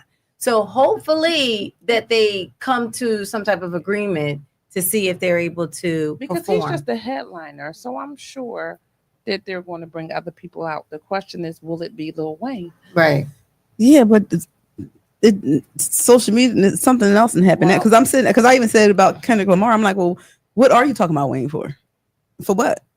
Man, because Drake can't respond to your last thing, so now you got to pick on somebody else. Because it's all manufactured. Rappers haven't died lately between beefing major ones, right? But think about what happened, y'all. We lost two greats. Think about what Tupac was saying. Just pause. Tupac's mom, Afeni Shakur. Think about how he was raised. Think about how they had to get this man off this planet because he had too much power and he was fearless. You put him on any stage, any microphone, and he was smart, and he would tear white America out the frame. And everything that he was saying was correct. So create a beef. Create a beef, and they're doing it again. What I'm trying to tell you is this: each and every time, there is a pathway to your soul. What's the pathway to your soul? Because that's what they want. They want your soul, and they take them, they snatch them. Money, cars, jewelry. Definitely. Look at Birdman. Money. Birdman got so much money. Why did you do that to your teeth? He didn't even know what to do with the money. He just went and bought cars, tattooed himself, his teeth. It's corrosive, it's toxic, and you have to. You got to be one of those people that's born in the world with your third eye wide open. You got to see it from the rip. When you like a little kid, you in the room listening to adults talking. You the kid that pull your mom by the arm and be like, "Yeah, mom, I just want to tell you that person right there, that person right there." You got to be one of them little kids, right? You see it from the gate, and certain people come around you and like, I can't play with that one because they know what time it is, right? You see this stuff a mile away, or they'll say that person's crazy. Don't listen to that crazy person. That person be telling you the truth, but the masses don't want you to know this, right? Who took over the music industry? Who took it over? Who had it before certain people became the master? There was a time that there was a place for a Common, right? A Lupe Fiasco, right? But now you got to call your black women bees. You got to talk about violence. You got to talk about blood. Take the head off. Chop it this, chop it that. Who controls the content controls the mind. And we are black people, and y'all know we was not raised to talk to each other like that and treat each other like that. But give us some money and we'll do it. We will elevate these females, and we will treat our females like the scum of the earth. There goes the family. All I'm saying is this: wake up. Wake up. The love, like I said, not money. People don't say the full phrase. Money is not the root of all evil. The love of money is the root to all evil. You can only serve one master. I always say money don't change you, it reveals you. I know that's right. That's good. Oh, no, it does. But honestly, and it goes so many layers. It's like peeling the onion. Like what you're saying about the music industry, it happened with not just you, but the people around you. Absolutely. It happened even with Section 8. It happened with the welfare system. It happened right. It's so many layers of how it happened with the projects. How they build the projects on top of each other. It's so many layers to it. It gets to the point where you are the person that's appeared crazy because you see what other people don't see. The veils is over their eye. And they're like, oh, you're just a this and that. You're conspiracy theorist. Right. And it's like you do get to, unfortunately, where you're like, you know what? I'm just going to just do this to my mouth, because I was that kid that was oh, she talks too much. I was a very shy kid, but I was very articulate at a very young age. And it's like, you getting in trouble. Yeah, because you speaking like a grown folk now. Go in there. But it's like, no, the adults ain't doing what they supposed to do. You know what I mean? So you speaking up too much, but I definitely hear you. Wow, you a powerful sister. She was the first ones that I ever heard talk about the projects. I used to ask people this question when I was a teenager, even to my adult years. I used to say, when you hear the word project, what does it mean to you? Swear to God, people will be like, oh, a building where poor people live. I said, try again. What's a project? A project is an experiment. Again, when people are doing things to you, the easiest way to get away with doing something to you is to do it in your face, because you would say, "There's no way on God's that's green what, earth you and would that's do what that." Trump does. I do it in your face, and it's you done. hide in plain sight. But it even started, and I know we could go on and on, but it started even when they brought the drugs over. When they first brought the drugs over, they said, you know, New Jack City tried to do a rendition of it in some of their parts, but it's like, hey, this is what we're going to do. Like breaking up the Black families, you know, the sister empowerment. The media is pushing it for the Black woman to say, oh, I don't need a Black man. I can do this on my own. It's like, That no, narrative. honey, if you don't have a masculine and a femininity raising these kids, there's going to be a lack thereof. Yes. So there's so many. It's the amount of layers that it is. Like I said, Section 8, all that, man, you know, whoever watched with Diane Carroll. What was that? Caroline with the kids with yeah, I know what you're talking. Yeah, they had all the kids. Well, when the social worker come and says, oh, well, did you got man shoes in here? You can't have a man in here. You got all these kids, but there's no man. Like, but guess what? Your benefits, your welfare going to stop if you don't have if you have a man in here. If he buy you something. So all of these things by design, say Yeah. social by and design. economic design Yeah. to do what? So when up people the Black talk about family. anything happening to Black people in America, I'm going to challenge you. I'm going to say, what did you think was going to happen? There are always forces day and night working against us. And if you think for one second, you know, I'm going to tell you something. I look at some people and they think we're in a post-racism society. You moron. I want to throat punch you. Wake up. Did you ever think there was going to be a time in America where someone would say, oh, Black woman, thrive. You'll be the CEO. Black women thrive. You'll be the president. No, this country was made for white men. If the Understand if it. the law was that a Black person, you're owned. You are owned. This is written down that you are the property of a white master. And you have to look at the world in a way that says this is law. This is law. Well, I think we'll get into another conversation with that in a minute. One thing, I know, yeah, she ain't even finished her stuff. I'm like, yo, look at that. We're sorry. There's so much to discuss. It really is. Go ahead, sis. We'll finish Yeah, up. it's levels to it, you know. Even when you think about the hip hop and even the oppression and how they create these beefs and all that. So yeah, I mean that's very important.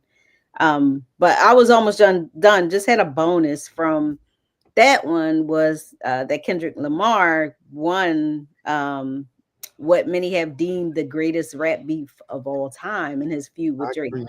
So yeah, so this came after their alternating diss songs came out from both artists clapping back. Sorry, Lauren, I'm gonna let you finish, but Tupac Shakur had the best track of all time. Where's my record scratch? My bad, go ahead. My record scratch. Hit him up. I'm just saying, hit him up with the rest of all that. But go ahead. I'll say either, but go ahead. Go ahead. But you had K Dot drop like that in response to Drake and J. Cole's first person shooter. And then J. Cole dropped 7 Minute Drill for what he later apologized to Kendrick Lamar about that. And then Drake dropped Push Ups and Taylor Made Freestyle. K Dot dropped Euphoria and 616 in LA. And then Drake came back with Family Manners. Then K Dot dropped Meet the Grams. And then he followed it up with the Nail in the Coffin diss track, Not Like Us. And Drake responded with Heart Part 6 to no avail because the public had already pretty much giving the crown to Kendrick Lamar. But the caliber of music that came out of this rap beef just caused people to call it, they give it the GOAT status. Well, part of the reason for that is It's like there hasn't been. Well, I'm not a Drake fan, but what I will say is part of the reason why that's deemed to be one of the greatest battles is because the amount of music that came out of how many records that came out for the beef. So even with like, I like that last Biggie Kendrick and Lamar Tupac, beat. it was like 2 albums, and that was that. You LL got. Cool J had. No, I'm talking about in terms of a beef. It would be a track versus a track. This was like 4 albums, 5 albums versus another 5, 6 albums. This is the first time, and so But that was so they could sell records. That's so everybody could tune in. That was so they could make money. Like that. No, but that's not the context of what she's saying. The context I is get it. What was the greatest, I guess, so I that's told you, why hit they're 'em up. kind of saying it. No doubt. It's too I'm far. sticking with mine because guess what? She's sticking to it. That's You know why I'm story. sticking to it? Because I'm a straight shooter. I'm a person that you ain't gotta figure out what I'm saying. I ain't no beating around the bush. Ain't gonna take me long to get there. You ain't gotta figure out who I'm talking about. I know that's right. Tupac I'm was gonna tell like, you. this is what it is. Everybody's names is this, and this is what you doing. This is what you doing. 100%. First of all, he came in like that. Yes, no doubt. Was that the sizzle? That was the sizzle. All right, that was the sizzle, y'all. It's your boy Charles Greg with the beautiful, Classy Lady Sparkle, and the beautiful Lady Esther, and the beautiful Sabrina, and the beautiful Hope, and the beautiful Melissa Robbins, and the beautiful Lauren Sizzle and shit. Sizzle's supposed to go first. I know, right? I know, right? Save the best for last. Go ahead, Sizzle. So, ladies and gentlemen, that was actually we pretty much right on time. That was our year-end wrap up. We've been talking for 3 hours. 3 hours. Oh my God, we still got so much to talk about. I do. Melissa got me dead. Listen, I'm ready to talk about the food. Yeah, I know. I'm ready to talk about the. See, but that's the funny thing. We gotta go around and do our last word. Yeah, that's the funny thing, right? And so so. Go ahead. Okay, here we go. I gotta let Spark talk. You know what I mean? I gotta let Spark talk. It's all good. So we're gonna go around. We got 5 minutes, and I want everyone to kind of share their last word for this is 2024. The next time we on is 2025. You know what I'm saying? So let's start with Melissa. Come on, Melissa, give us some. My last words for 2025 is, if there was ever a year, I believe that this was a year of truth for most people. Yeah. Maybe truth for yourself, you to learn about yourself, you to learn about loved ones and significant ones. But moving forward, we don't know what's going to happen with the incoming administration. We don't know what's going on with these drones. As Sparkle said, food, housing, education, public safety, reentry, environmental, health care, all these issues matter to you and your family. What I'm going to say to you is very important. It starts with self. How you provide for yourself, how you take care of your mind, your body, and your soul. That's number one. Your cup has to be full in order for it to runneth over to provide for others. After you take care of yourself, look at your family. Get your family together. Pull your family in. Whole healed families create whole healed communities. Black people, take a look in the mirror and then look at your families. Take care of yourself. Give her a round of applause for that one, ladies and gentlemen. Ladies and gentlemen. All right, Hope, holla at me, Hope. Can you hear me? Wow. Stay fashionable. Yes. And I'm definitely gonna go off of what Melissa said with self-care. You definitely want to take care of yourself, take care of your family. 2024 was a year of many surprises. It was a year that was very shocking. But I would say going into 2025, think about all those nuggets we shared today and think about how we can all come together and work together, right? So you want to maybe, go back grassroots. Right? Maybe we can go back old school and start with our blocks, block by block, with educating, our neighbors and educating the community, and then we can truly impact and affect change. So start with yourself and then figure out how we can all work together. Fantastic. All right, Sabrina, holla at us. Okay, for me, 2025, I'm going to do a lot of self-reflection for 2025.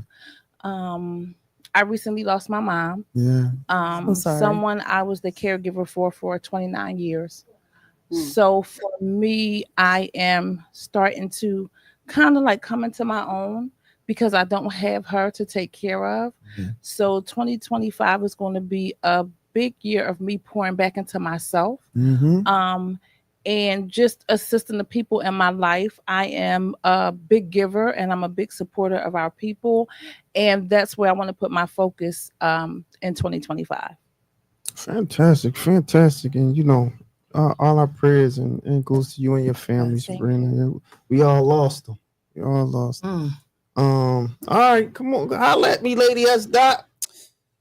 I'm going to reiterate number one, which is the self-care. And I don't think any of us can say it enough because there's so much going on in the world with, mental health.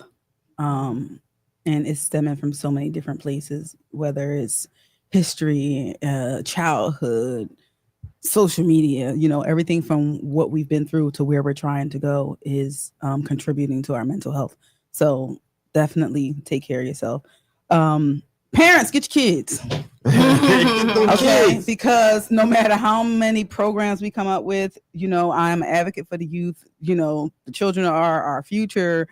Whatever the schools is doing, whatever the school system is doing, whatever programming is doing, we cannot do it without you parents with your support. Even with this program that I'm in, where I'm teaching film to youth, we even have had situations to where, a grandparent's trying to get the kid there, the parent doesn't want the kid to come. So whatever your child wants to do, whatever they're dreaming of, even if it wasn't something that was part of your upbringing, nurture it.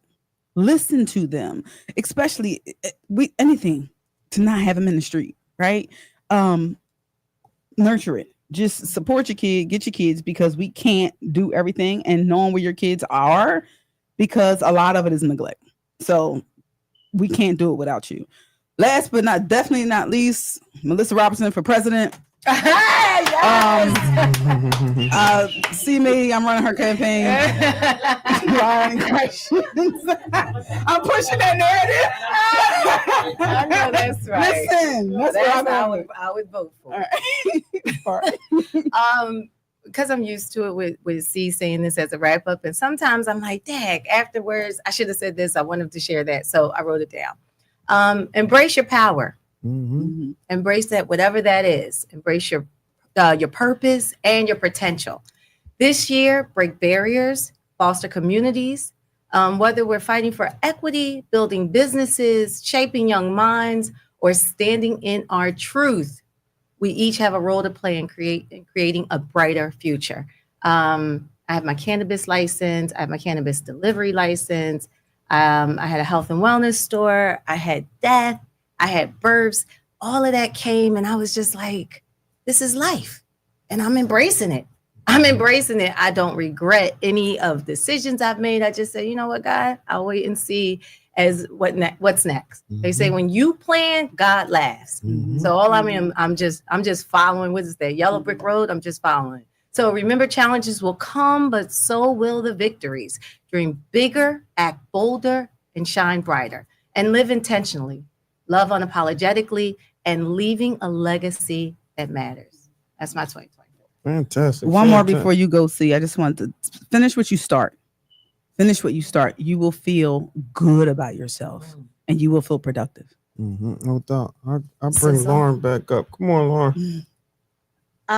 So I guess what I would say is that I just feel like 2025, although we don't know what's going to happen, I just feel like it's going to be the year of awareness and a year that people need to persevere no matter what happens. So I'm really big on like vision boards, write the vision and make it plain.